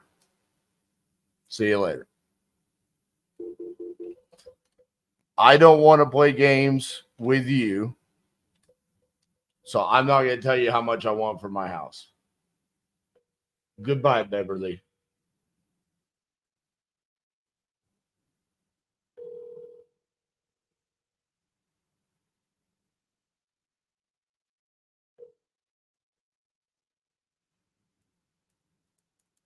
Hello, Hey, is Charles there? this is. Hey, Charles, this is RJ Bates. I was calling about your property there on North Shore. Looked like you had filled out a form on my website saying that you were looking to sell that property. Is that correct? Correct. You're in Texas? Yes, sir. Where? Fort Worth. Okay. You in North Fort Myers? North Fort Myers. I'm trying to get my ass to Texas. What part? We got some property out in Sierra Blanca, Hudson County. Okay. Let's see. North side of I-10. There you go. How much you looking to get for this property?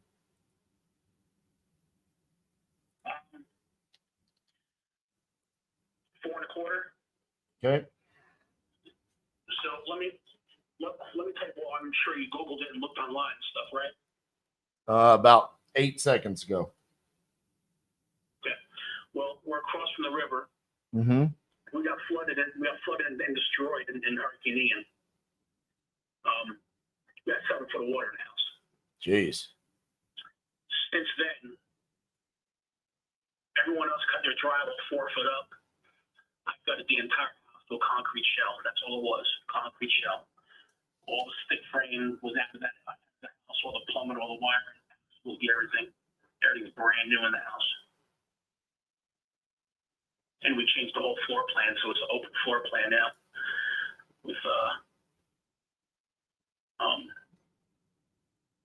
open ceilings, twisting beams. So it's like Wood in there. perfect brand new house. Yeah, I'm working on the last room master. I'm working on it right now. Gotcha.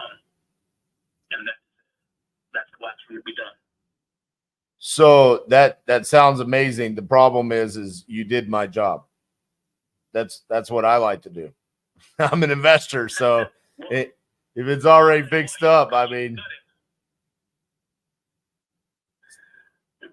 say that again. You can go and do whatever you want to it. Get out here. Yeah, but I got me. How do I make money?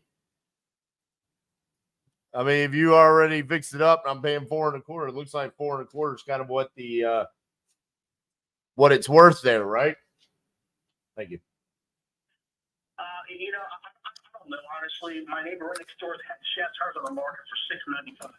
$695. And she's only 1,500 square foot. That's why it's not showing up. Let's see. Yeah, it's not. That's number 62 or 670 maybe. I think it went down to 670, but she's not going to get anywhere near that. Yeah. Yeah, it's feels a bit aggressive. Let's see if I can get that one pop Beautiful up. house inside, but it's not a 670 house. Right. Not here. I see it. Yeah, 675, 15. I mean, yeah, it's a pretty house, but I mean, you know, you got competition. she's got a property listed around the corner, 1,500 square feet for $295. I mean, you know what you can do with $380,000? You can make that house pretty nicer than hers for $380,000. You know.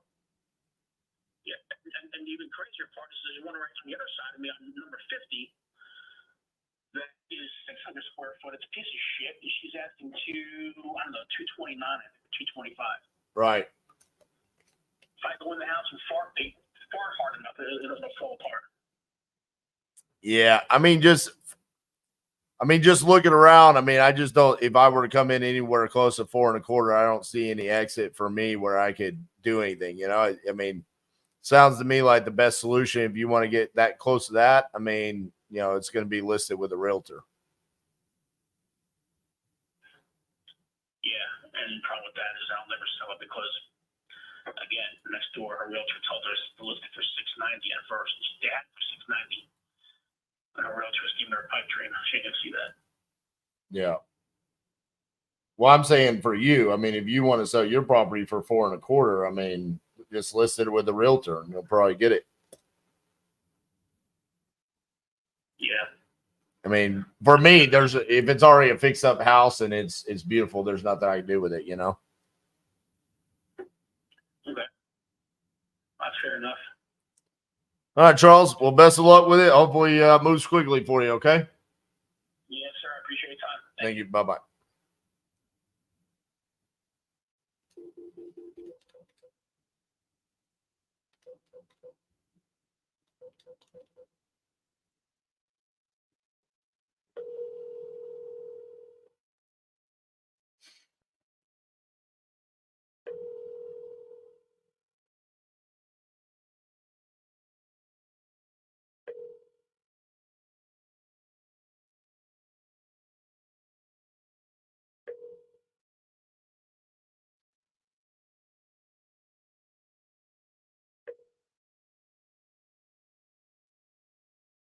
Man. Has been forwarded to an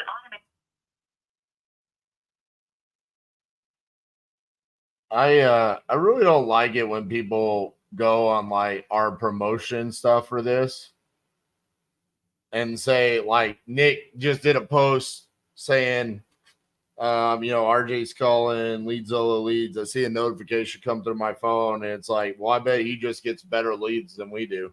Were the past 2 leads better than what y'all get? I mean, how does LeadZolo know that this is a better lead? I mean, you know what that do you want to know what Beverly said? She was selling due to financial difficulties.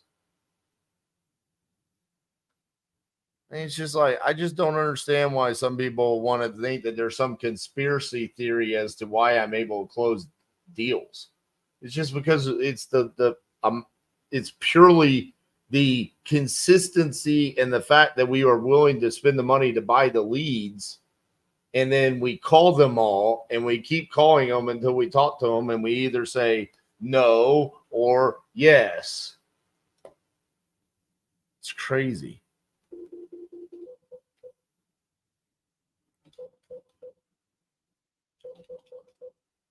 That's exactly. LeadZolo wants to, only give me the good leads. Get out of here.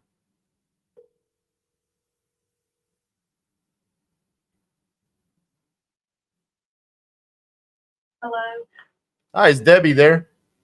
Bacon. Hey, Debbie, this is RJ. I was calling about your property on Mount Pleasant. Looked like you had filled out a form on my website saying that you're looking to sell that. Is that correct? Yeah, we're looking to sell it. Awesome. How much are you looking to get for it? Well, that's why we calling you to find out. We don't really know. I know it needs a lot of work. The house has got a lot of age to it. It was my grandparents' house. And then when they passed, it went to my mom, my brother, my uncles. Then my mom passed last January, a year ago. And so it's owned between me and my two uncles. And so we're just trying to, it needs a lot of work. It needs a heating system, stuff like that. Right. It's 2 lots. I know that much. And the house was built, I think, around 1920.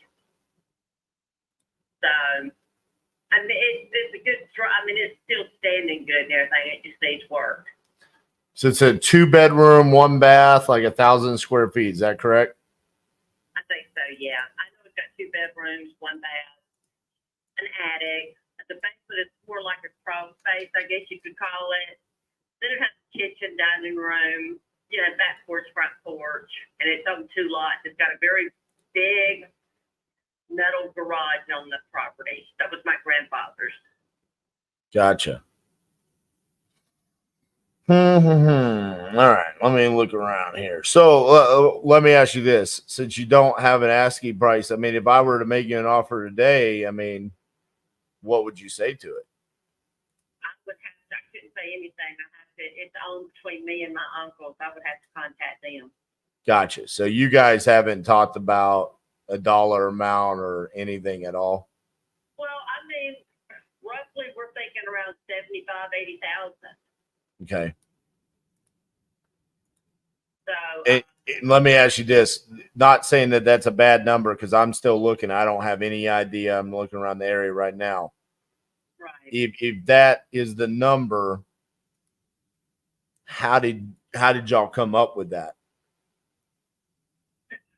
Oh, you're asking a lot of questions I can't answer. Because we know it needs work and because back at the beginning of the year, last year, right after my mom passed, I had acquired the house that my parents had, and then her third of the house that she had been living in that was originally her parents' house.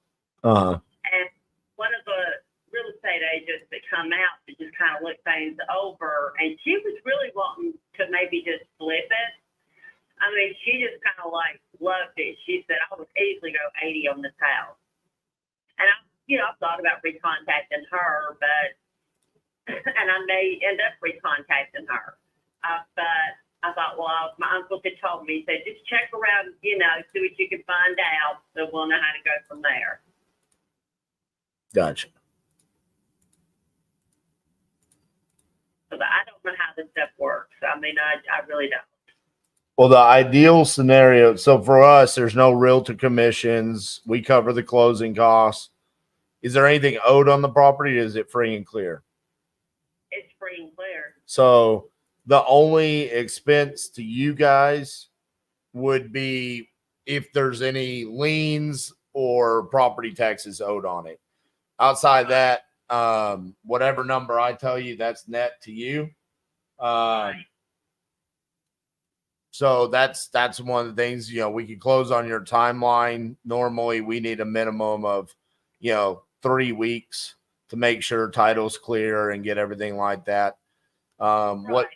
Whatever dollar amount that I would offer you today, if you guys say that sounds good, we send you a contract, you sign the contract, we come out, we walk the property, we do our inspection, and then we come back, we say, yes, we're good to move forward, or we say, hey, we noticed some things, this is where we need to be, and you can say yes, or you can say no. Right. Okay. I mean, like I said, my uncles are the businessmen. They're the ones, they live in South Carolina and Myrtle Beach, and they're the ones that handles a lot of this stuff. But they told me that go ahead and start checking around. I'm like, all right. Yeah, I mean, I can tell you today what I would be willing to offer on it, and then that way you could call them and you could tell them like, hey, this is what this gentleman. I will tell you though, like, I don't want to make an offer to you unless you guys are willing to make a decision. Right. Because if I make an offer, I have to set aside, I have to be prepared to act upon that, right? So, so if I were to tell you a number and you say, okay, well, let us go think about it, and we're going to contact a bunch of other people and this and that, and then a month from now you come back, it might not, that offer might not be on the table. So that would be my question is like, if I were to give you an offer today, how quickly do you think you would be able to get back to me with an answer? I don't have an answer for you on that. I mean, all I can do is send information to my uncles and see how quickly it takes them to respond. Okay. And this is a house that's owned between 3 people. Right. Trust me, I've got the exact same situation going on with an inheritance myself. My grandmother passed away. I own a property with my aunt and my uncle, and I understand how awkward it is. Yeah. It's very awkward, very awkward. So, but my uncles have finally agreed to let's do something about it, because the house is just sitting there, nothing's going on with it, and it's been a house. You will understand this. It's been a house full of love for generations and just family and everything, and now it's just sitting there, unlike a house I've ever seen it. I've never seen it like this before. Just empty. Right. Just empty. No granny, no mama, no papa, nobody there. In fact, my uncle big said, "Why don't you just move in there?" I'm like, "If I don't want to, I'm buying my own house." Yeah, that's kind of weird too when it's like you have all those memories, I absolutely do. And then my third of it, I had to split with my brother and my niece because my sister passed away almost 2 years ago, and so my niece gets her part of the 1/3. It's just like a complicated thing, and I'm just like, okay, I've been dealing with estate and doing all that stuff since my mom passed, and I'm like, and they tell me, well, you go ahead and make the phone calls. I'm like, okay. And you're getting the short end of the stick. That's me. I always get the short end of the stick. Right? They're like, you place the phone calls and you get the offers and you get the least amount of money. And well, golly. Yeah, so my brother's not doing nothing. Niece ain't doing nothing. If well, Debbie can do it. If you don't do anything else, I'm like, yeah, okay, whatever. Take care of a whole lot of stuff. But I just took a shot. I saw your ad come up on the YouTube. I was watching YouTube, and your ad come up on the commercial, and I was like, well, okay, let me click here. That's a start. I don't know where to start. I mean, I'm gonna be honest with you. Those YouTube ads, that's pretty smart, right? Apparently. I mean, you're just sitting there and you're like, how did he know I have a house I want to sell? No, I'm like, wait a minute. I wonder if this is legit. I don't know. Let me just click on that little thing. And I'm Yeah. like, oh, it should be another page. Never done this before, but I didn't mess up. No, you did it all right. We were stalking you. It's like we know what video she watched. Yeah. Yeah. We're like, you want to get rid of that house. Okay. So you said that realtor said 80,000. How long ago was that? A year ago. It was a year ago in probably the beginning of February. It was in February. It has been in February because Mom passed and there was just, I wasn't doing too much, but then it had to be, it's been over a little over a year ago. Let's put it that way. Right. So, I mean, you were just a one call. I mean, one thing. Like I said, I don't know what I'm supposed to do. I don't know, but my uncles do. That don't, just because I may be an airhead about some of this stuff, I can assure you my uncles are far from that. My one uncle, I mean, he's very business oriented. I don't know why they're even putting it up to me, to be honest with you. I'm like, you're the one with the business sense. Wait, send it up to me. I don't have business sense. Because they just want you to go do the work and then bring them the result, and then they'll make the decision from there. Isn't that the way it always is? I mean, yeah. It makes sense, though. I mean, all they need to do is sit back and make the decision, you know? Well, see, the thing is, part of it is because I live up here close to the house, Right. and they live in South Carolina. But with my brother, he's just plain lazy. He's just waiting to get some money. I mean, golly.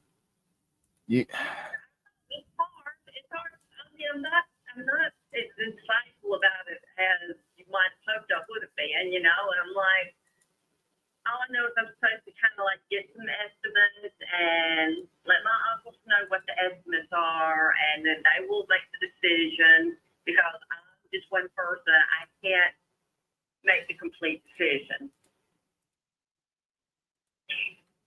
They have to be contacted too. We're all involved in this together.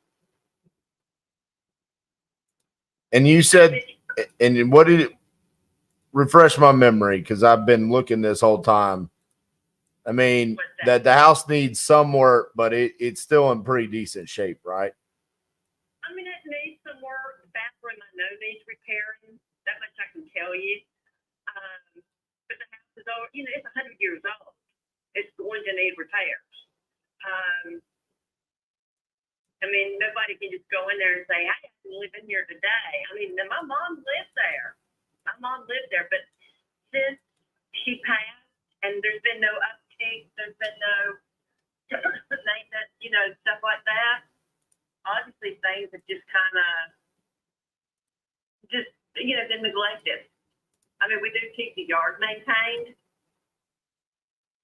stuff like that, but yeah, it needs work. I mean, I can't say it's ready to be lived in. It's not that case. Okay, so I'm gonna tell you what I'm able to do, and then I'm gonna back it up with. Do you have a pen and paper where you can write down some information so you can tell your uncles? Just a second. It ain't gonna be much. Well, I'm trying to. Okay, I found one. Okay. Okay. So the address I want you to write down is 4807 Mount Pleasant. 4807. Oh, okay. Okay, so 4807 is a 2-bed, 1-bath property that was not fixed up. Okay, that sold on the market. It sold where is this? On Zillow. You can see it sold in January of 2022. I know it's a long time ago, but it sold for $60,000. And because it's on the same street and it's a 2-bed, 1-bath, and it's similar in square footage, and it wasn't fixed up.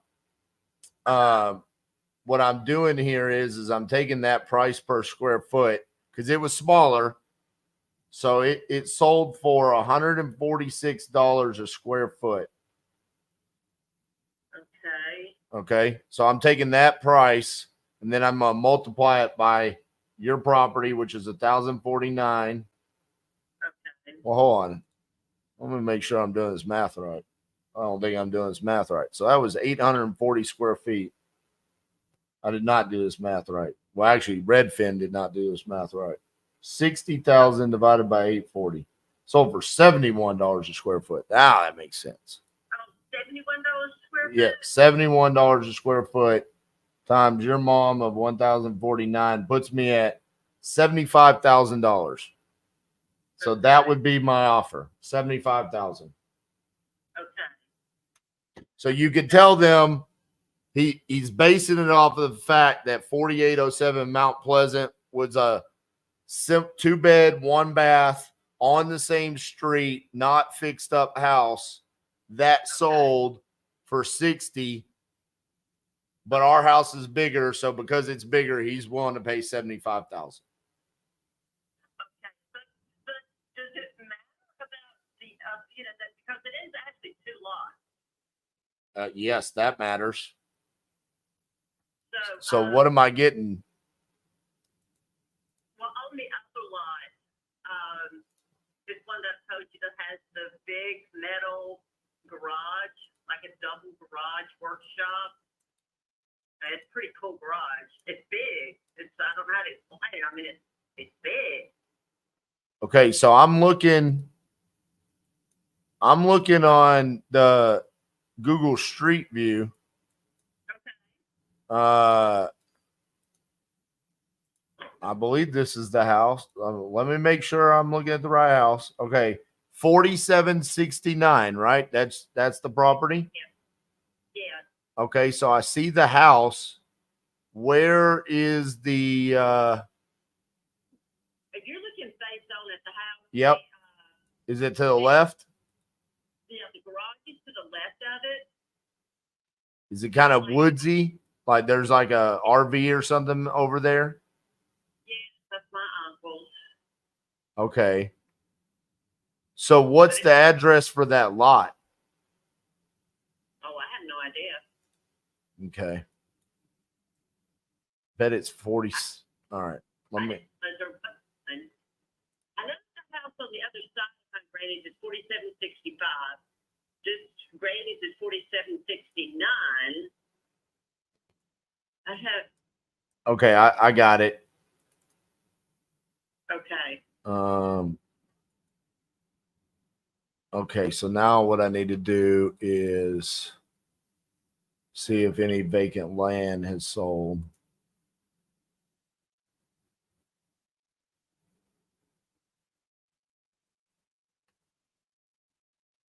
Okay. I'll be honest with you, there's value to the land, but not much probably because what as an investor, what can I do with the land? I could clear it and build, but the houses aren't going for like that much over there. So it's almost like, how could I even build a house and be profitable? It's almost like to the end buyer that I would be selling the house to after I fix it up. It would almost kind of be like a little bonus. Maybe, let me see here. Let me do lots only and see what has sold around there, or if there's, there's like a lot that sold for 2,200. So there's not a whole lot of value. Let me see if there's anything for sale. There's a lot across Old Walkertown for sale for 7,000. Okay. So, just to be honest with you, it doesn't really move the needle that much for me. So I would still want to just be at 75,000. Okay, all right, well, I will let him know that. Now, is this number that you called me from, how I call you back? Yes. So this is my office line. When you call in, you can ask for me. My name is RJ Bates. If I'm not available, pretty much anyone on my team could help you though. Just if you call in and say, hey, I talked to RJ, he made an offer for 75,000. This is where we're at. Because I'm the owner of the company, so sometimes I'm busy and I'm not available to be on the phones, but I've got a team here that could help you if I'm not available. Okay, so when is a good time to call? Like, I mean, what are your hours? We are Monday through Friday, pretty much from 9 a.m. to about 7 p.m. Okay. Okay. All right. Well, I will give them an update on this. So, okay. So if they agree to this, what would be the next step? Because I thought they're going to ask me that. We're going to send you we would send all three of you a contract to sign. Okay. Once that contract is signed, then we would come out, we would do our inspection and walkthrough of the property to make sure that this is what we need it to be for the 75,000. And then if it is, then we would contact you and say, yeah, we're good to move forward. Or if it's not, then we're going to say, hey, this is a lot worse condition than what we thought. We need this to be at 65,000. And then you guys have the decision to say, yes, we're good, or no, fly a kite. And then if you say no, we have the right to close at 75,000, or we say, yeah, we got to terminate, and then you got to go find another buyer. So the contract that we would sign, what exactly does that commit us to? That commits you to selling the house to me for 75,000. Okay, but if you offer lower, you have the right to say no. All right, let me. It's very common. Think about it when you buy a house on the market.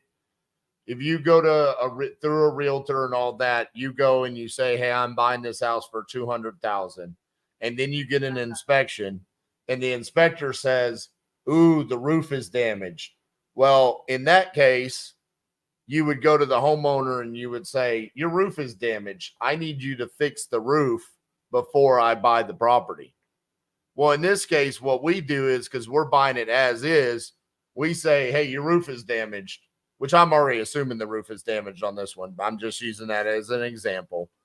Instead of saying, I need you to fix the roof, I say, I just give you less money. I'll fix the roof. But does that make sense? Yeah, but and I'll just explain this as best I can to my uncles, and we'll see what they say. And if they want to call in, they can call in as well and have that conversation. We can walk them through. I'll be honest with you, the renegotiation only happens about 30% of the time. Okay. Majority, I'm especially with me, I'm pretty good at what I do. So I've been doing this for a while now. We're usually pretty good about where we need to be on these properties. Oh, okay. Okay. Well, I will talk with them, and so I'm to call you back whether they say yes or no, right? Yes, please. Okay. All right. I'll do that then. All right. Thank you so much. We'll talk to you hopefully next week, Debbie. Appreciate you. Thank you. Bye-bye. Bye-bye.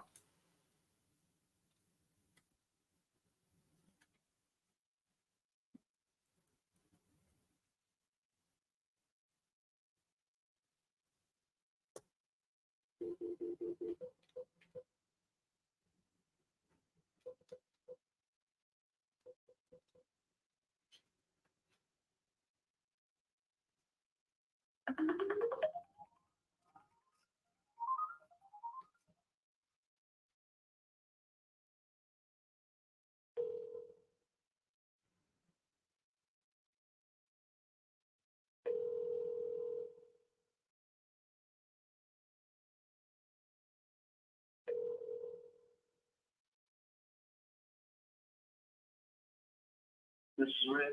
Leave your name after the message. Get that machine again. Thanks. Bye.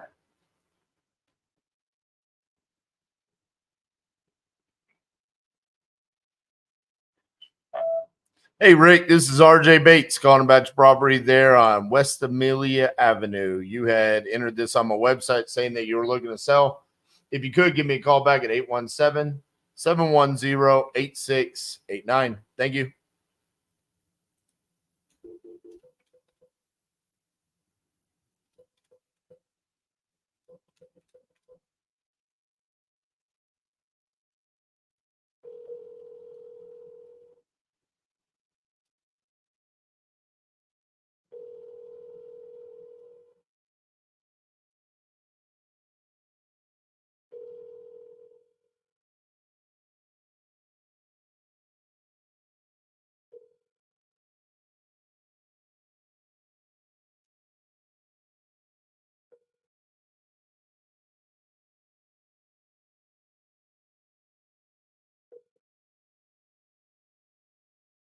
Please leave your message.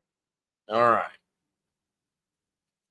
Let's get our stats here. We got 1, 2, 3, 4, 5, 6, 7. So we had seven answers. But bro, those 7 answers were good. We got a contract. I always say this with LeadZolo. It's always 1 out of every 7. There's your 7 answers, 1 contract. We got another offer right there. And then we've got the multiple leads in Detroit that he's supposed to call me back.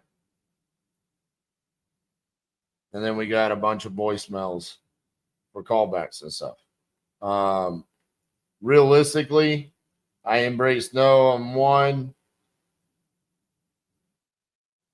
2 retail, 3 retail, 4 retail. So yeah, talked to 7 people, 3 were really good, 4 retail.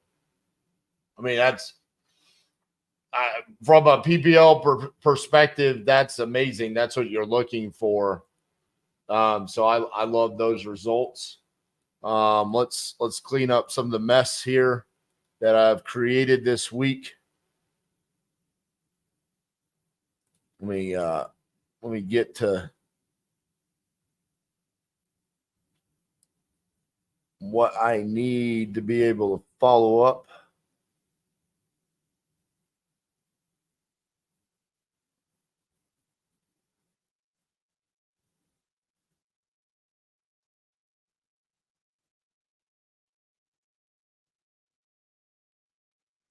Holy cow.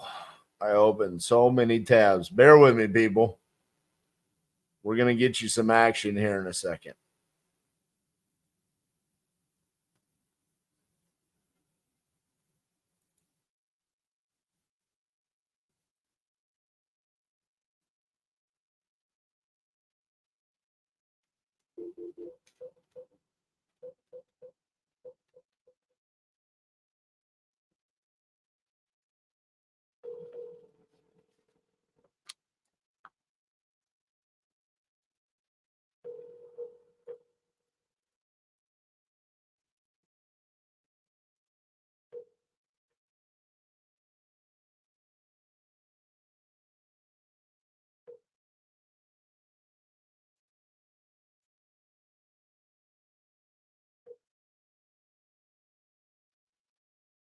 Angela Drake. Hey, Angela, this is RJ Bates. I was the gentleman that sent you a contract last night. I saw you viewed it. Unfortunately, I'm lacking your signature. So if you could, call me back, 817-710-8689. Or you could sign that contract and let's get the process started. Appreciate you. All right. That's follow-up 1.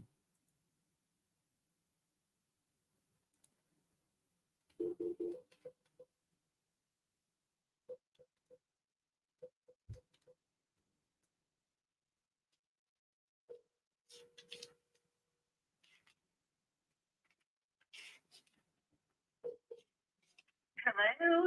Hi, is Constance there? Yeah, this is Constance. Hey, Constance, this is RJ Bates. How are you? Yes, I'm okay. How are you? Good. So just wanted to follow up with you and see if you had a chance to talk to your daughter. I haven't. She doesn't quite understand that taking over the payment part, so she would want to talk to you about that. But my grandson's moving into his group home. I go to meetings like Monday, Tuesday, and Wednesday. Okay. And so probably next week would be better than this week. And we're doing a craft show this weekend, so I'm a little frazzled from crafting and painting and doing all that stuff. So we could set a tentative day, or I can call you Monday before I go to my meeting and let you know what her schedule is and if we can figure that out. Do you just want I to? just don't. Do you just want to call me whenever she's available? Yeah, that would be awesome. I just hate to not have to have an appointment because I know you didn't want to like miss a call or anything. Yeah, honestly, you could talk to anyone on my team except for the bookkeeper. She's the only one. Sometimes she answers the phone. So if you're like, hey, RJ made an offer. If he's available, that's awesome. If not, anyone on my team can answer the questions that they have about the offer that I made. Okay, awesome. I appreciate that because my brain is 69 years old and it doesn't always keep the information correctly. So. I understand. Yes. I appreciate it. Yes. Thank you for calling me. You're welcome. So yeah, just feel free to call anytime next week when both of y'all are available. Okay. Awesome. Thank you. Thank you, Constance. Bye-bye. Alrighty. Bye-bye. Okay. So that was the sub 2 offer. So the Novation said no. Unfortunately, I mean, I feel really bad about her because she is in really bad state of affairs. Sub 2 offer, not shocking. The daughter doesn't understand. Daughter couldn't do the call yesterday, so we're going to have to continue to follow up. I hate it. It sucks. Let's see.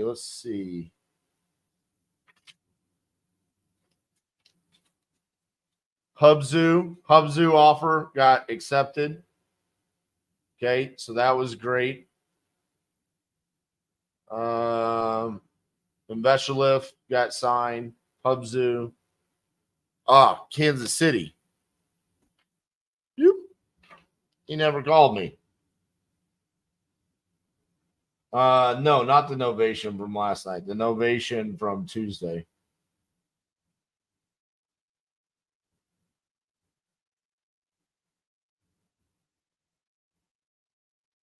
The deal from last night viewed the contract, but she did not sign.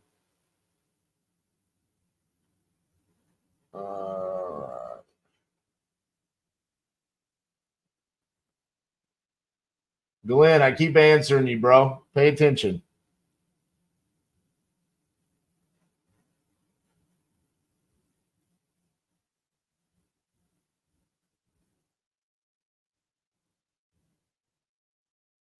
And then the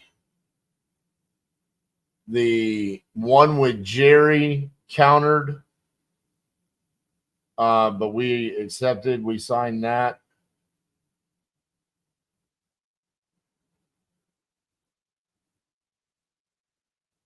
How many text messages have I gotten? My goodness. So many text messages.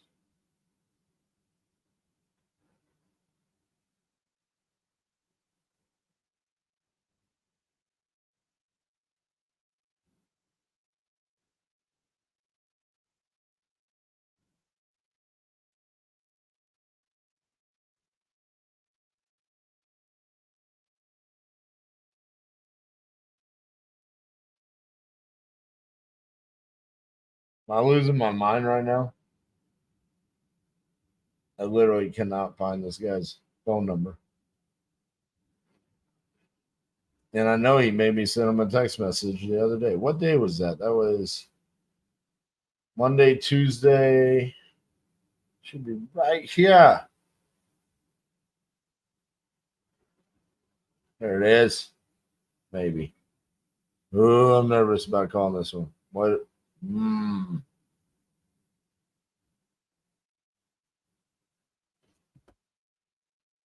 Because that was the one that he gave me a different address than the one I called him on. I should have saved this. That's why you got to be organized, guys. God dang it, Bates. Let's see what call history is on this one. Whatever. This could be embarrassing. There's no history on that one. That's not the one.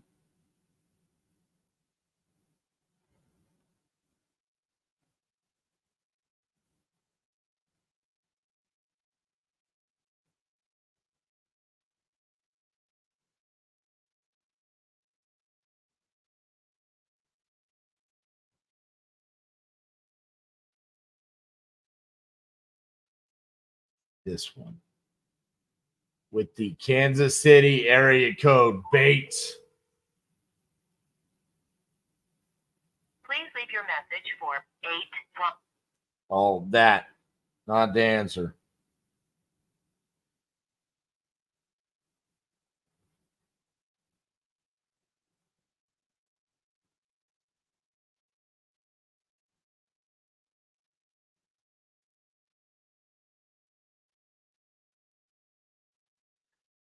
All right. So what do we get? What do we get? We get 1, 2 on Monday, Tuesday, potentially something. So we've got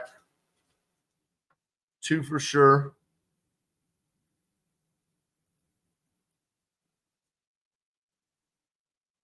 And then 1 maybe. Wednesday, we got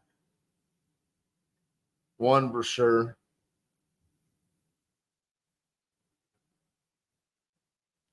Two for sure. Thursday, 1 maybe. And then today, 1 for sure. So we're at 5 done, 2 maybes in 5 days with 5 different lead sources.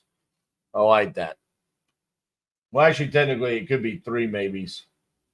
So 8. And really, that's not like a long period of time because most of these lives were somewhere between 2.5 to 3 hours.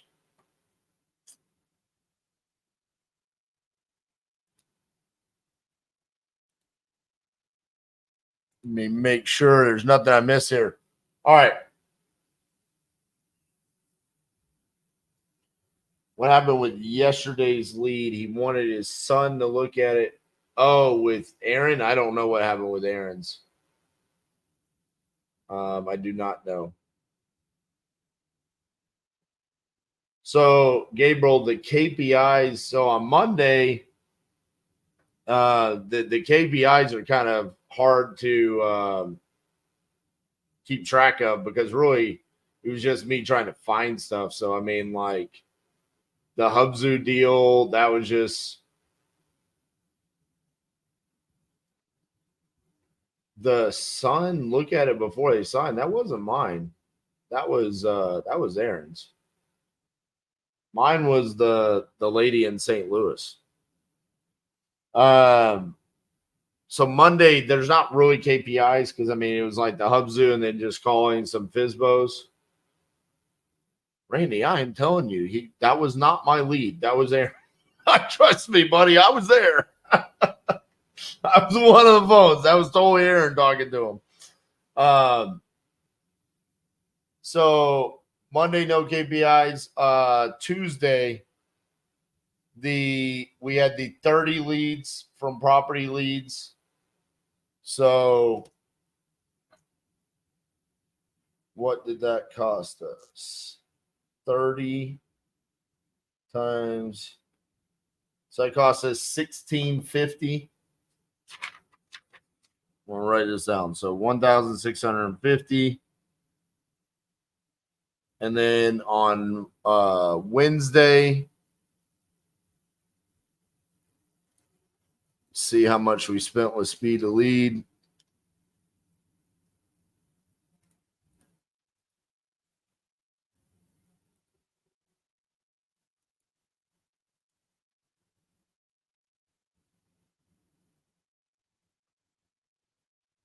So we started right there. 1, 2, 3, 4, 5, 6, 7, 8.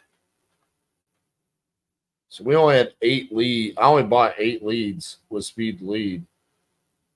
We spent about $2,000. And then yesterday, Gabriel, I'm telling you right now, buddy, 30 leads for $1,650, 8 leads for $2,000. And you asking me the questions while I'm giving you the answers. Yet yesterday, I don't know the cost associated with that because Aaron's program is more like you do it for time. But he was saying for 120 days, it was 7,500. So 120. So it's like 6,250 a day. Let's just say that cost took them a week to generate. So we spent like $450 on that. And then today we would have spent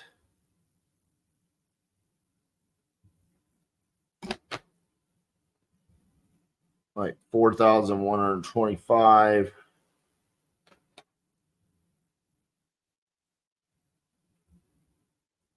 All right, let's add this up. So for this week, what it cost us was $8,225 for lead generation to get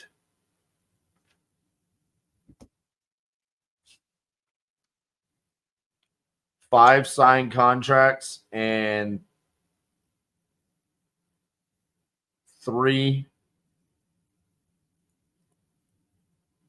that are maybes.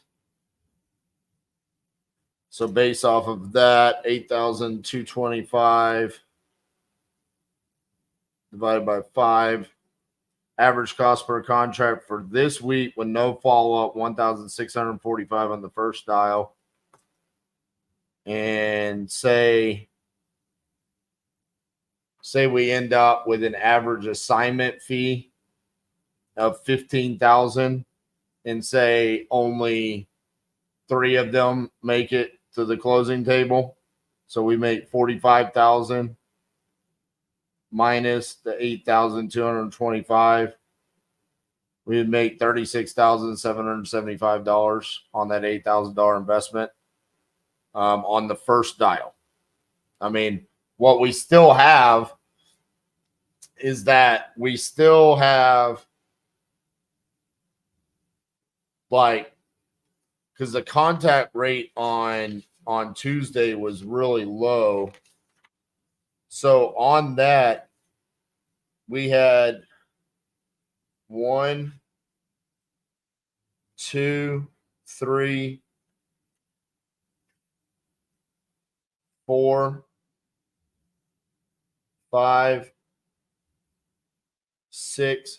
We still have 24 leads to follow up on Tuesday. We still have from Wednesday.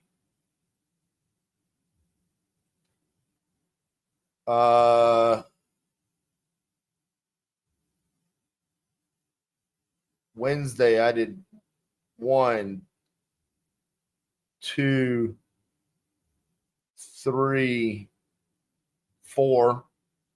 So we have 20, 24, 4 on Aaron's. I mean, we still have another 20 leads to call. And then today,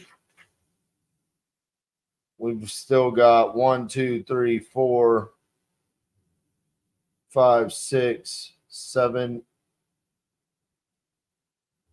8, 9, 10, 11, 12, 13, 14, 15 leads. So 35, 39, 39, 59, 63. So KPIs that we have: 5 signed contract, $8,225 would have been invested. 5 signed contracts, 3 that are at the point where they can be closed. We've already had that conversation. Average cost per contract on the first dial, $1,645, with 63 more leads that we have not spoken to follow up. Okay, and this is the key thing. Okay, those 63, you have to follow up and get them, and then the 3 maybe. So imagine we get the 3 to come through. So your $8,225 investment then gets divided by 8. Your cost per contract would go down to $1,028. Okay. And now you've got 8 signed. And assume you only get 5 to the closing table. Okay. Your 5 times 15,000 though, you're at $75,000 profit or revenue, and then you're subtracting that by the 8,000. I mean, this is where, and you still got the 63 to follow up on.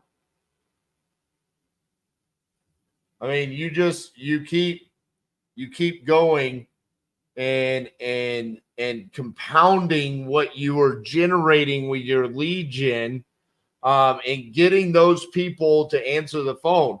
It's like the conversation I was having with Aaron yesterday where he said, hey, RJ, there is this theory or this rumor that I say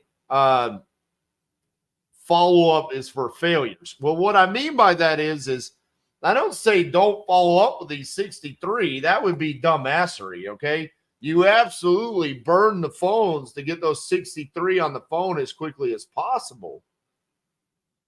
But when you get those on, it's to get to the yes or the no as quickly as possible so I could determine, like, dude, how fast can I get on one dial $1,645? For every $1,645 that I spent this week, I got a contract. Okay? With an opportunity where I know that I should be able to make around $15,000 on average. Okay?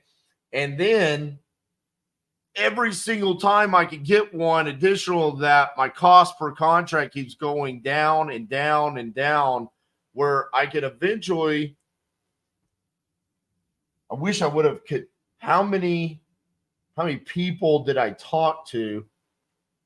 So on Wednesday with Speed to Lead, dude, I was 50% close. I still have 4 more. So assume my KPIs stay the same. I talked to 6 and I got 1, and I've still got 24. So if I got 4 more there on, how many I talked to last night? I didn't talk to that many people. Say I talked to 5 and I got 1 and I got 20, so I could get, what is that? 4 more. And then today I talked to 10 and I got 1 and a maybe. So let's just say I could get another 2. So assuming that I can get a hold of all these people and maintain the KPIs, and let's just say I forget how to do this and I get really bad and I just do half as good as I did today. So I should be able to get 6, 10, 12. I get another 6 contracts. So half as good of KPIs as I really did on the first dial, okay? And we get 6 more on top of the 8 now. That would be 14. Cost per contract would be down to $587. And that is the reality of what the KPIs look like during the 50-day challenge. When we came out of that, and you know, it was like, what would have been the average cost per contract? And it was super low. that's how is the importance of that first dial, getting them on the phone as soon as possible, because every day that passes from here on where we don't talk to these sellers, our odds of getting them under contract exponentially plummet. But we have to keep going until we get an answer, yes or no, on it. But dude, I mean, just looking at that, I mean, it is very easy based off of us with 5 different lead generating tactics this week, could easily get our cost per contract down to sub $600. That's amazing. It's amazing. It's the golden age of wholesaling, baby. I hope you guys enjoyed Acquisitions Week, the first ever Acquisitions Week. We've got 2 more videos coming for you. Tomorrow, we've got the King Closer Reacts, and then we've got a special surprise for you on Sunday. We are trying to plan some stuff for you next week. I know there's going to be multiple lives. It might not necessarily be acquisitions. Some of it might be if me and Jerry can get that lined up, then we'll do that long 12-hour marathon, but we'll see what's going on there. Also, on a personal note, someone very close to me in my family did have an emergency surgery this week, and I just want to ask, I don't normally ask, but if you guys could, please keep her in your prayers. It was a sudden, unexpected emergency surgery, and she means so much to me and my family, and we really want her to pull through this.